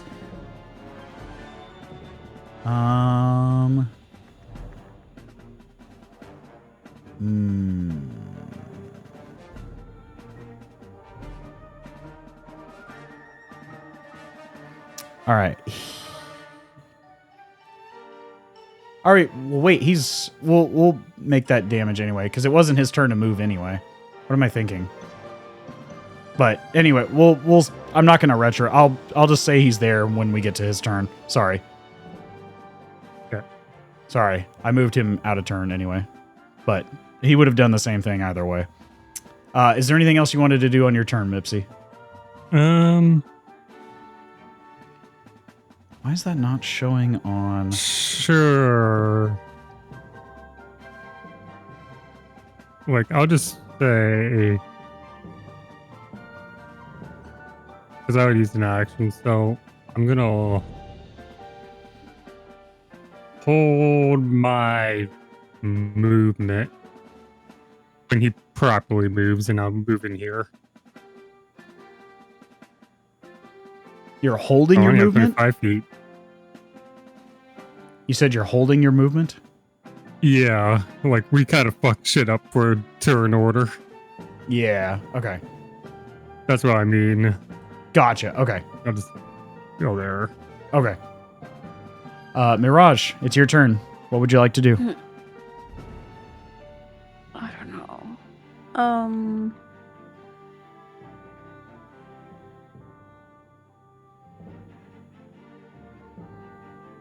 Okay. You are quite confused right now as you don't know how you got here because your memories the last 24 hours have been removed. How do you do so I can see how far? Like the 30 feet? So there's a little ruler on the left-hand side. Each square is 5 feet. So yeah. But how do you do that? You're doing it right now. That's what you were doing. That was me. Oh, that was you. Okay. You want to know the Yeah, we all distance have between him? Aerial, so Yeah, you're 35 feet away from the creature right now. As the crow flies. Where's the ruler? On the left-hand side, just below the letter T, there's a ruler. It's between I the see. T and the It dice. makes sense. Yeah, and then you can drag that and hold it, and it'll measure for you. I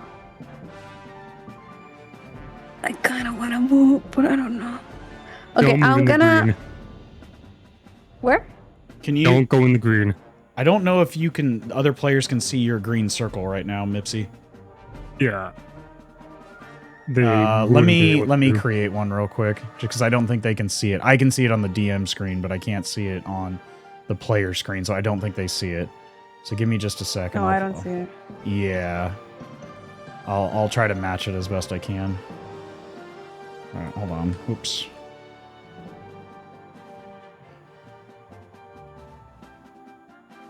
think that's about as close as I can get it. Yeah, that's pretty much perfect. It's the circle that I just placed. Oh my god, that's huge. Yeah, so that's difficult terrain, and you will take damage if you go inside it. Okay, then we stay in there. I'm gonna shoot with my short bow. Okay. Yes. Now, since you're a new player, I'll give you a little hint. You have an ability called Cunning Action that you can use. And as a rogue, anytime you can try to get advantage on a strike, it's good because then you can get your sneak attack off. So one of the things you can do that other people can't as a rogue is you have an ability called Cunning. Yeah, you can try to hide as a bonus action. So you make a stealth check against the target's perception. And if you succeed, you're hidden. And then when you make your attack, you do so at advantage, and you can try to use your sneak attack as well. Oh, interesting. So it's a strategy that your Cunning Action allows you to do as a rogue. I didn't thought of it like that. Yeah. So if you'd like to try that, you can certainly do that. I'm just giving you a hint as a new player. Yeah. Yeah, let's try. So Okay. As a bonus action, first, I'm going to try to, when Cunning Action, Okay. hide. Okay. So I make a stealth. Yeah, you make a stealth roll as an ability check against his perception. Okay. I'm going to roll on the table here. He has a +2 to wisdom, so this will be a... Damn it. Just damn, he didn't roll well either. But he does still see you, so you feel pretty certain you are not hidden as you try to hide behind some bushes, but you make too much noise as you try to do it. You can still make your attack, it just won't be at advantage, so you can't get your sneak attack.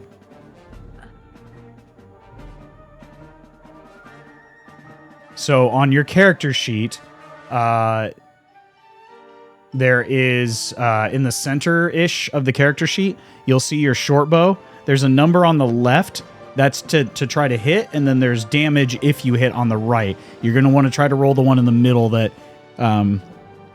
is the attack. Oh, wait, I clicked the right... Oh, of course. I clicked the wrong one. Well, we can take that. I mean, it would have been the same. What's your short sword or your short bow modifier? I think it's a +6 as well. Would be. No, it's +4. No, wait, what? It should be +6. Yes, yeah, it's because +6, it's you're so it's proficient in it. +6. So yeah, it'd be the same number Yeah. anyway.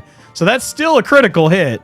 So what you want to do now is you're gonna roll the damage dice. So when you crit, you double the roll of the dice and then you add your modifier.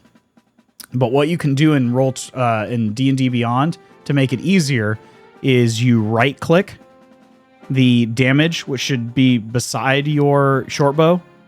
Like it's the number on the right, that little selector. Right click it, and then you can choose to roll the critical hit damage. It'll give you an option to roll critical. Crit damage, right? Yes, yeah. Go ahead and click that. There you go. Okay. You don't get your sneak attack. So it was only 6 damage with the crit? Hold on, let me look at this. No, That was the was crit? only one die. That was only 1 die. Okay. So we'd need to double that. So it should be 8 damage total. Because you rolled a 2 on the damage die plus 4. So it should have been 8 damage. All right. But still a solid strike as your arrow sails through and catches underneath the muscular, whatever tissue is holding that eye in place. You catch it just under the eye as it lets out this heinous shriek from the arrow sinking into it. Is there anything else you'd like to do? You still have your movement. As long as you don't go into that circular area where the thorns are at.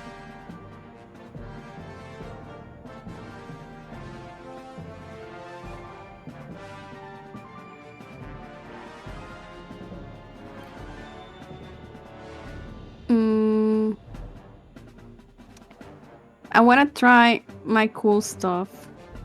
Is it possible for me to try like, or is it an action to try like the wax stuff? I believe it's an action or a bonus action, which you've already Okay. used for this turn. Okay, You no, still have then. your movement, but you don't have any actions or bonus actions because you tried to hide and were not successful, and you shot your arrow. I'm gonna try to move here. Okay. All right. The crawler is up next, so he's already made his movement. He's taken the damage from that.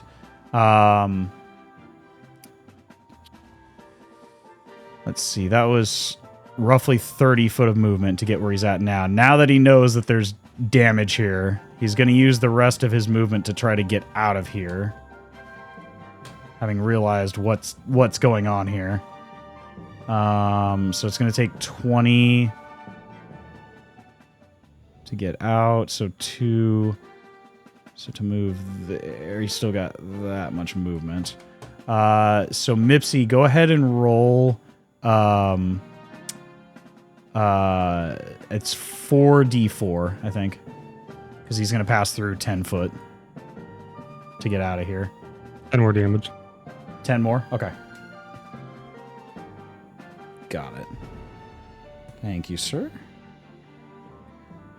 All right.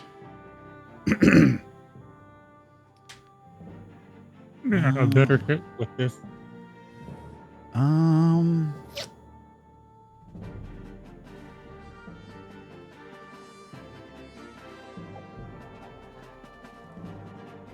He is going to... Yeah, he's going to use his natural camouflage ability, and he's going to try to sneak away from you all.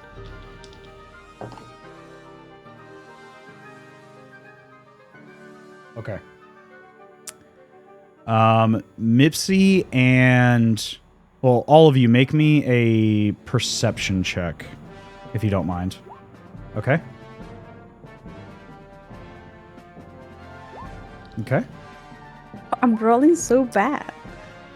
He watches this creature slumps into this bush and disappears from sight, as all of you cannot track it. Oh. It is still here, though. It is still an initiative. I would Axel, love for Axel we are to on to have you. yelled, "Boo!" What would you like to do? Burn.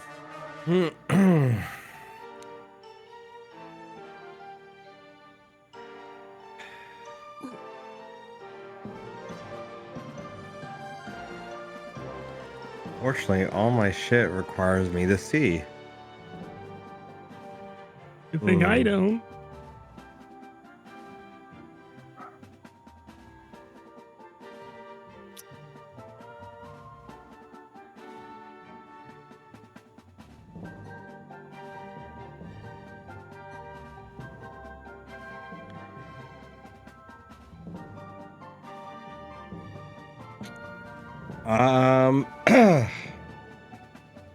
Well, in the meantime, I guess I will go.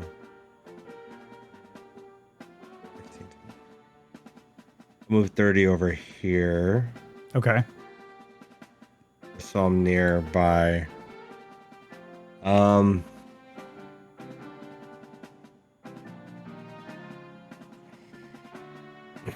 just want to see one thing.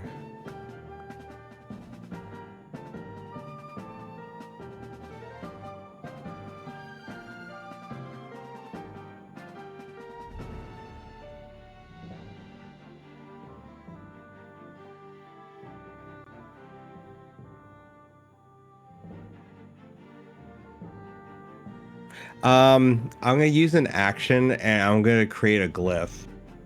Okay. What sort of glyph are you creating? I'm gonna create I just want to double check. I'm gonna create the a knowledge talisman. Okay. As an action, you can create a knowledge talisman. When a creature is in possession of this talisman, makes an ability check, it can activate the talisman rolling a d6 and adding the number rolled to the check. The creature can roll the die before or after making the ability check. Okay. And that's an action to create? Yes. Yeah, okay. So I'm gonna do that, and then I'm Got just it. gonna chill. Okay. Nipsey, what would you like to do? You cannot see your target right now, and you do not know if it's moved further. Yeah, so I'm going based off of how fast he moved from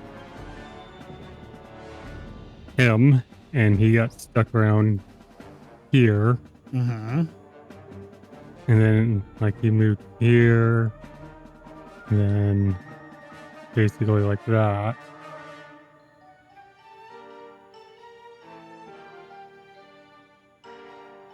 What I had planned was using Mushroom Ballista to push him back into it. Does that require line of sight? It requires to enchant my magic stone. Gotcha. So I would have hit him with 2d6 plus my wisdom modifier, and if I did enough damage, I would have pushed him back into the spike growth to do more damage. But I'm going to use spike growth again. Okay. Drop concentration and reapply concentration before I Okay. move. Where do you want your spike growth?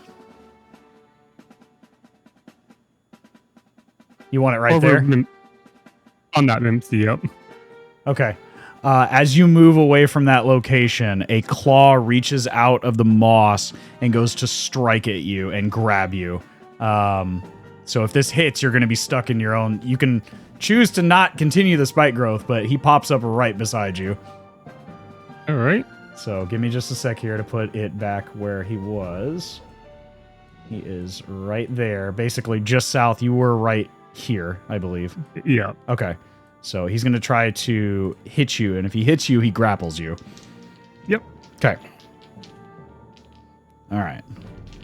AC 14. That is a 22 to hit.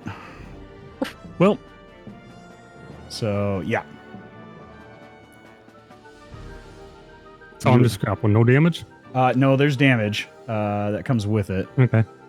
Give me just one sec here. That is... Because he can forego his multi-attack to swing at you and try to grab onto you with both hands. Yep. Here, I'll just do this now. All right. Yes. There we go. Damn, that other one was almost a crit, too. I was a little bummed. Damn, that's a shitty roll, though. That's only 4 slashing damage. 4 slashing? But you are grappled and your speed is 0. That's fine. Hey, big guy! But that Can was you his... scare him again? That was his reaction. Mirage, we are on to you. You do have a companion that is in close proximity. Do you mind if I get rid of this marker for your other... Okay, there we go. I was about to do it myself. Okay, cool.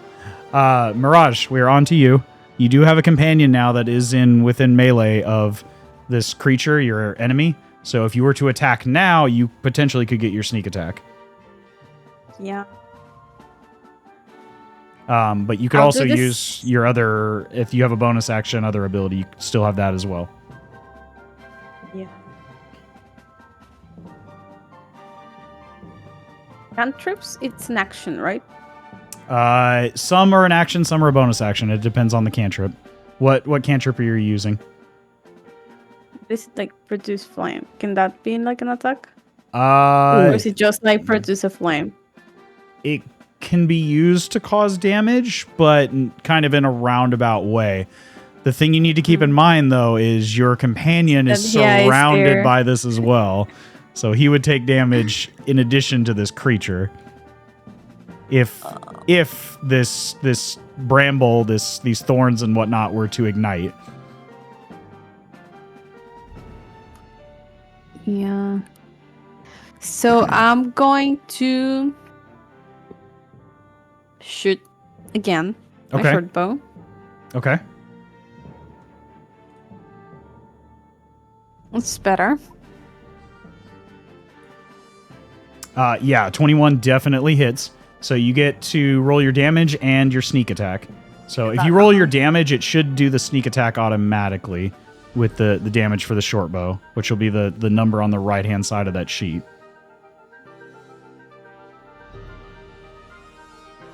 There you go. So it's 9 piercing damage and then 9 sneak attack, so 18 total. A solid strike. This time you spot right as it comes up and grabs your companion by the waist and slashes at him with these claws.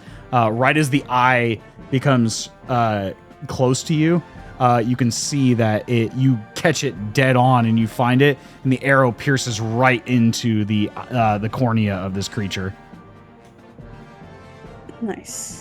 And as a bonus action, I'm gonna try to hide again. Okay.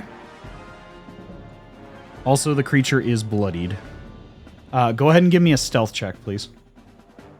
I would hope he is after doing 56 points of damage. You trip and you fall face first into the mud. Oh my god. The rock not being the rock. Anyway. Yes. But yes, he is bloodied. Is there anything else you'd like to do on your turn, Mirage?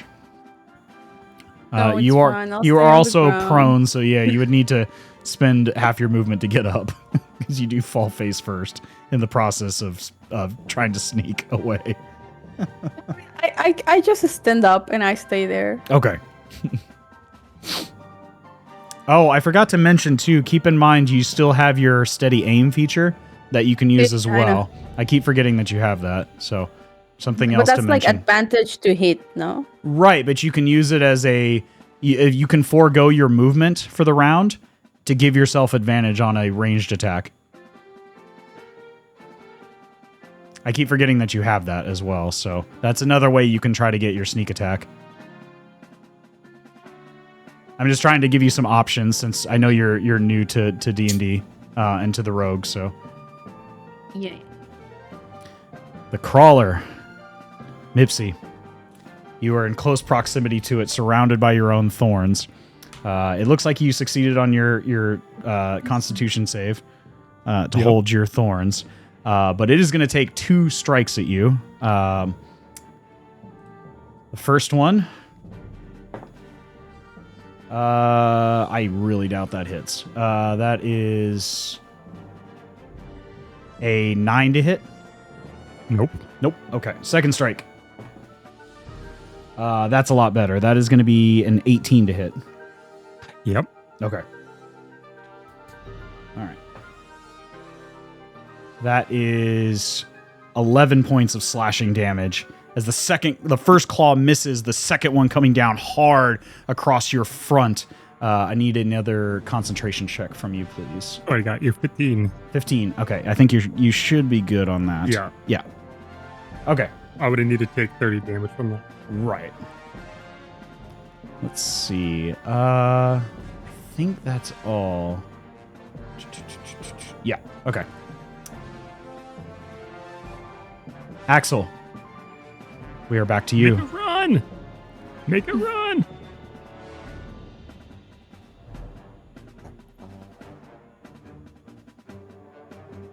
I'm gonna move my 30. Just wanna make sure 5, 10.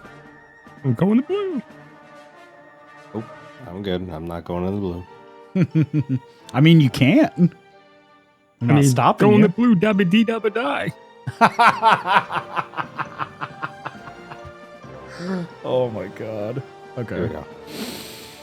I'm good. Right Okay. here. That's my 30. Yeah, let's do it. I'll cast Whispers again. Okay. All right, so this is a wisdom save. Yeah, Please 14. fail. DC is 14. Okay, I'm going to roll this on the table here. He's got a +2. So to make your 13, he's got to roll an 11 up.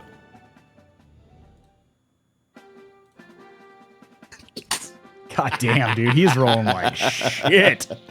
All right. That is a failure. Go ahead and roll your damage.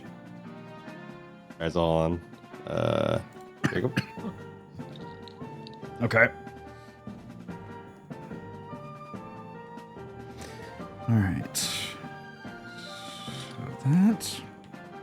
All right. So he's got to move directly away from you, which there's an outcropping here, so he can move away, which means he's going to run basically the full length of this thing. Let's see. Which is only 30 feet. That's difficult terrain. 5, yeah. Well, he has 60 foot of movement. Yeah. 10, 15, we'll call it, I'll give you 20 on there. So that's 40 feet of his movement, but he's still going to take 8d4 to get out of this thing. So go ahead and roll your damage. 17. God damn. All right. It is not looking good. You can see there's like ooze flowing from the legs where all this bramble has just torn him up. Yeah, he's not looking good, but he is still standing. But we're going to move him over here. You're going to move that. Well, he would have moved over here and then 5 foot. So that's 45, 50. Well, you know what? Yeah, he's going to try to sneak again. He's going to try to slump into this debris over here. So, I need perception checks from everybody as he tries to sneak into the... Oh, wow.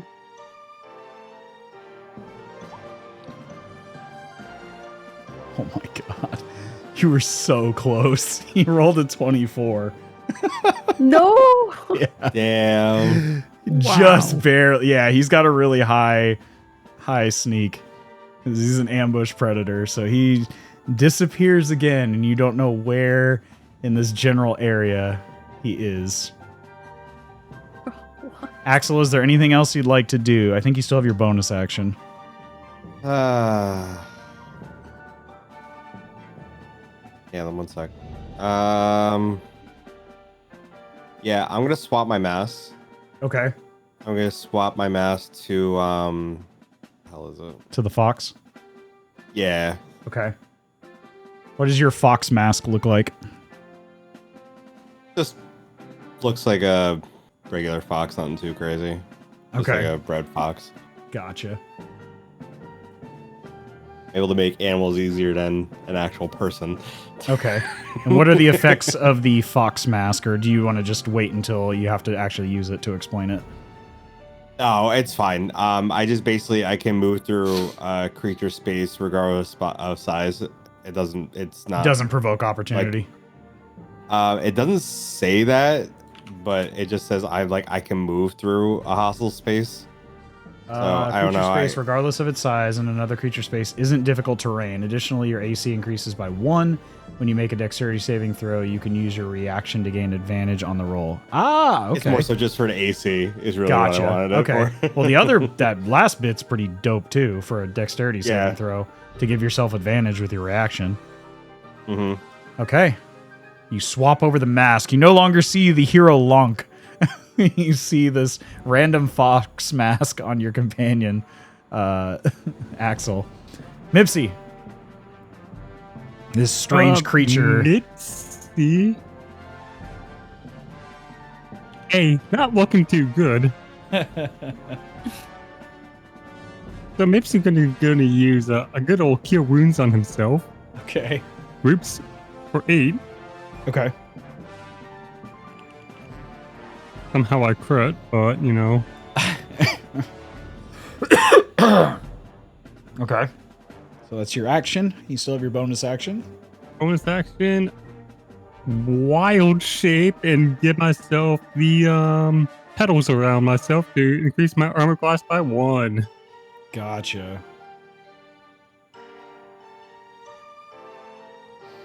All right. And Don't see any creatures, so never mind.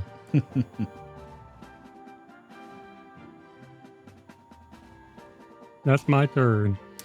Mirage, you're not certain where this creature has slumped off to, but you still sense the presence of danger in this area.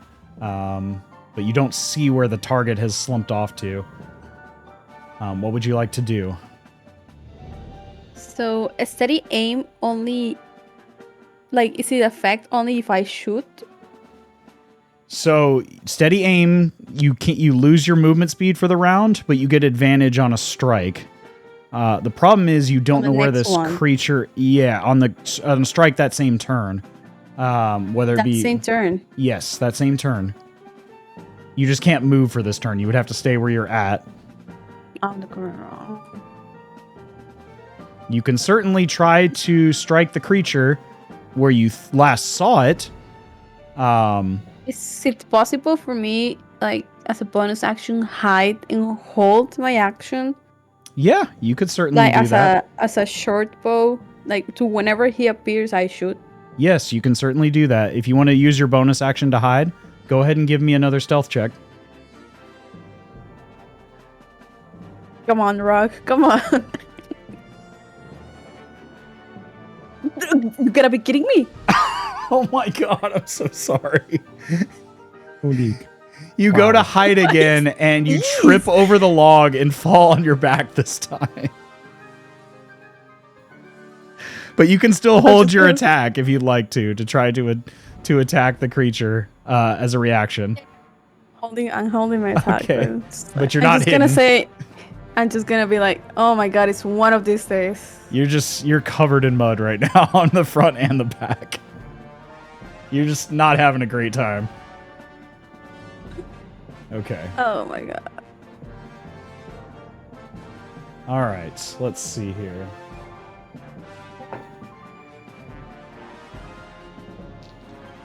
I love it. Oh, that's a good one too. Holy shit.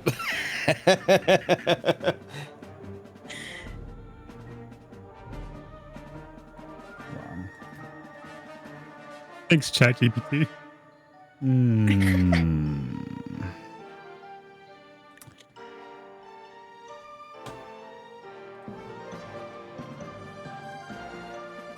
You feel a claw rise up from below you, just as you're getting up, Mirage, as it swipes out at you from below.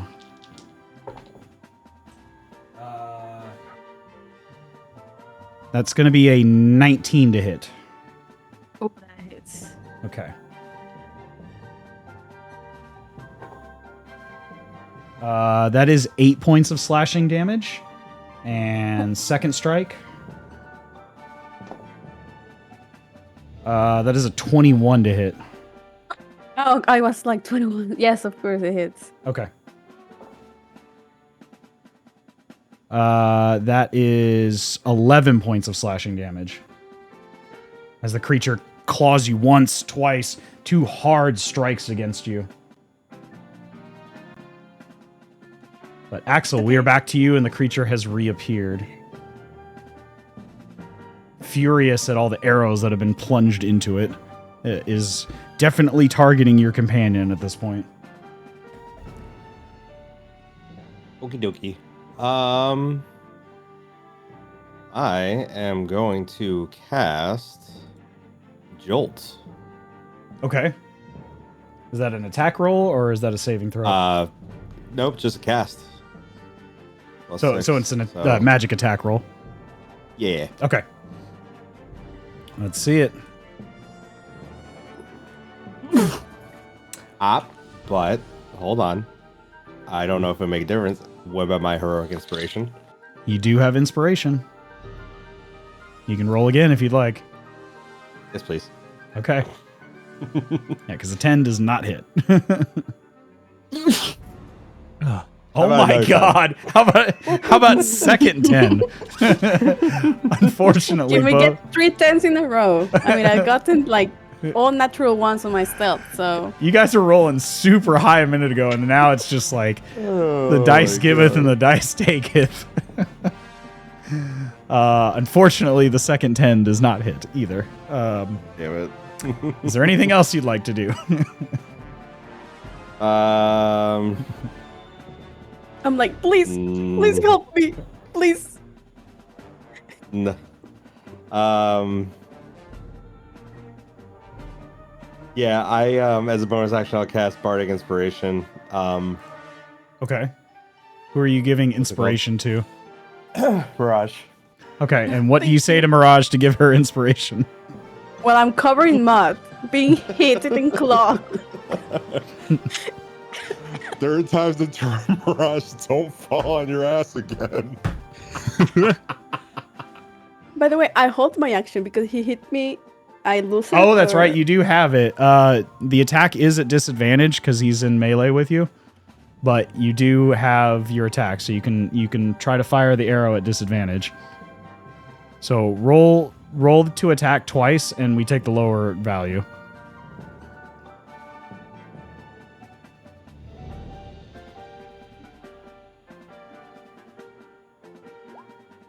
Okay. So roll one more time. The 18 still hits. So go ahead and roll your damage. You motherfucker.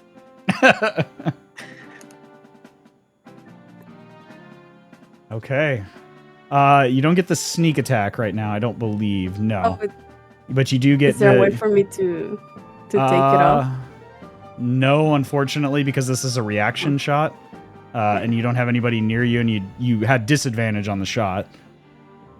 So you definitely. Oh no, wouldn't- I meant like, is there a way for me to take it out when I roll, or is it automatically like that?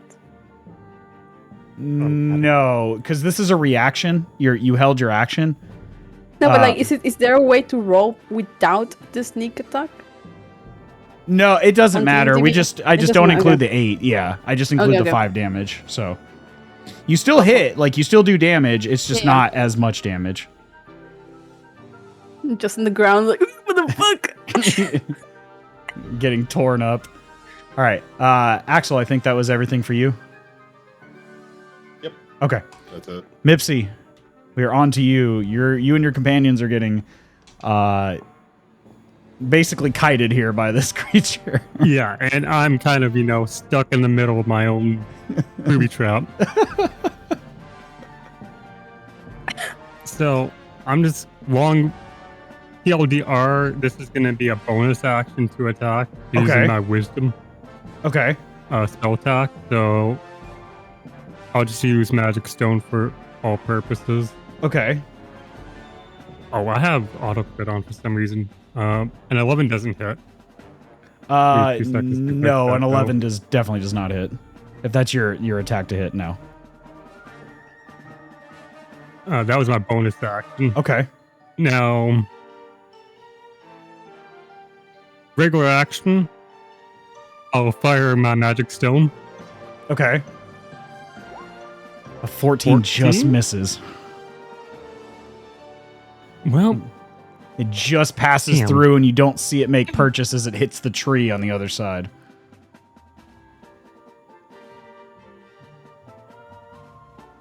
that's all I get. Mirage, I'm not moving. we are back to you. Part of your cunning action you can use if you want to get away from this creature is Disengage. and he can't hit you with an opportunity attack. That you can use. I'm like, my ribs. Okay. Okay, it's on my face. A short sword, is it considered like a one-handed? Yes. Yeah, it is a finesse weapon. Okay. So, third time's the charm, buddy. I'm gonna try. Wait, just let me read something here.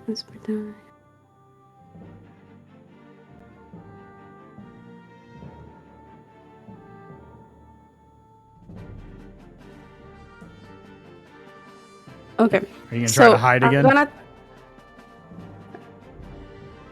No, I'm fine. I mean, but then I don't want to be near him.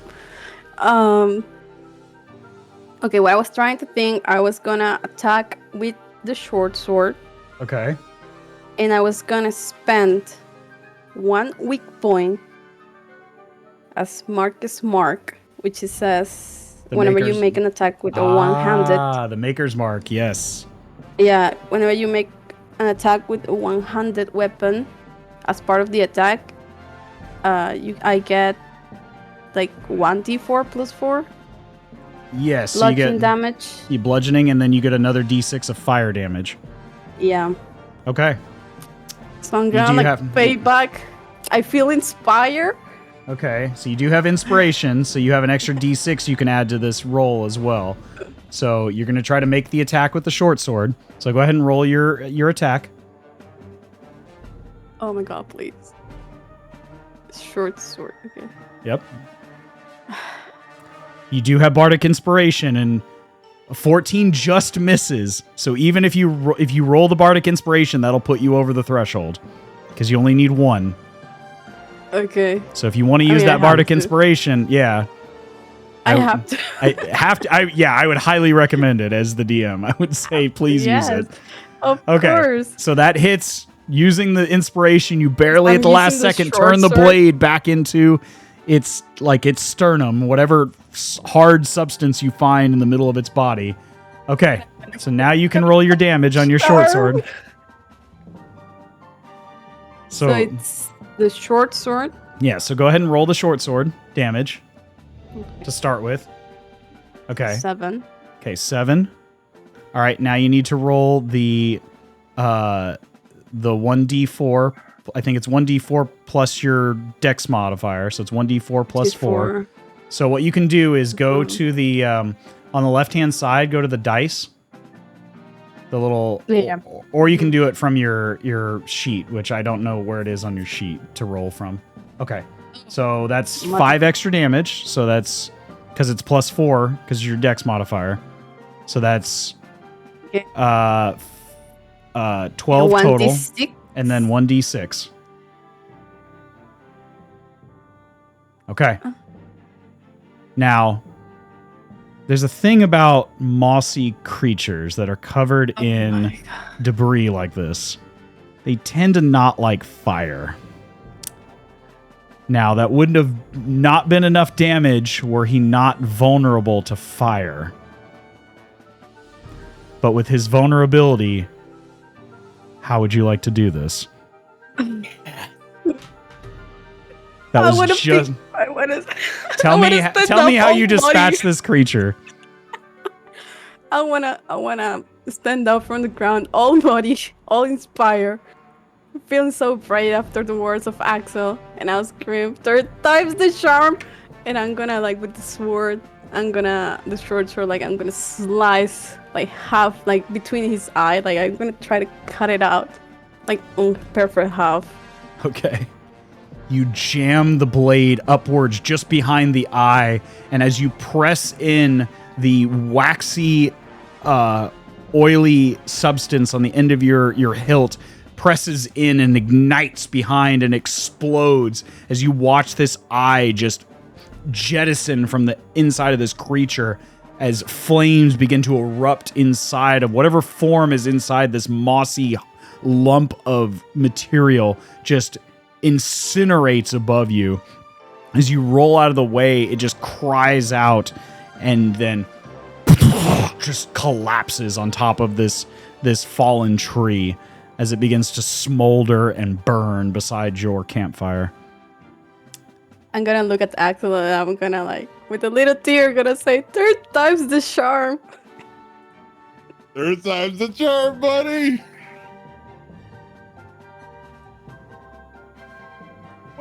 And we are no longer in initiative.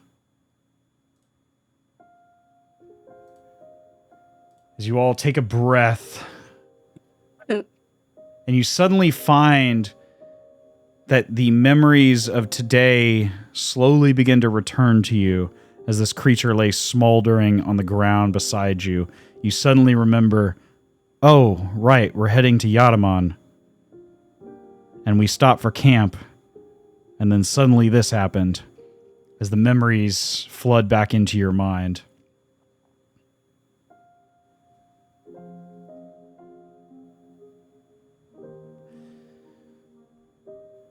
But with that, whatever this entity was, this crawler, is subdued for now.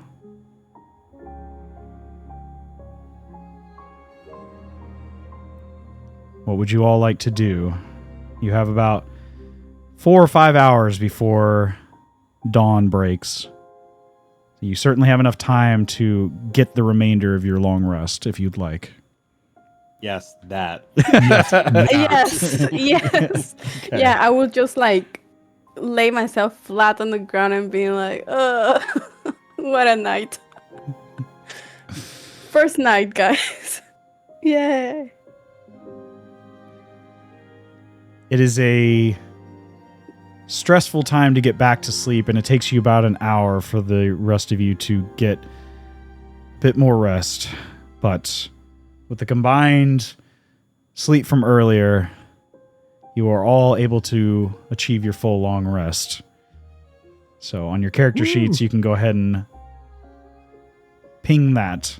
But this creature is no longer a threat.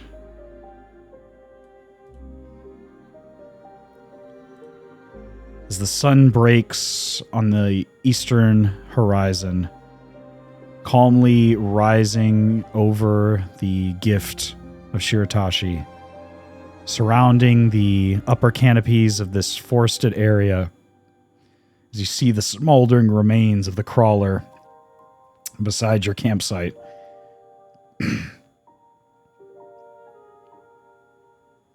Unsure of what this creature was doing here, but nonetheless, you subdued it.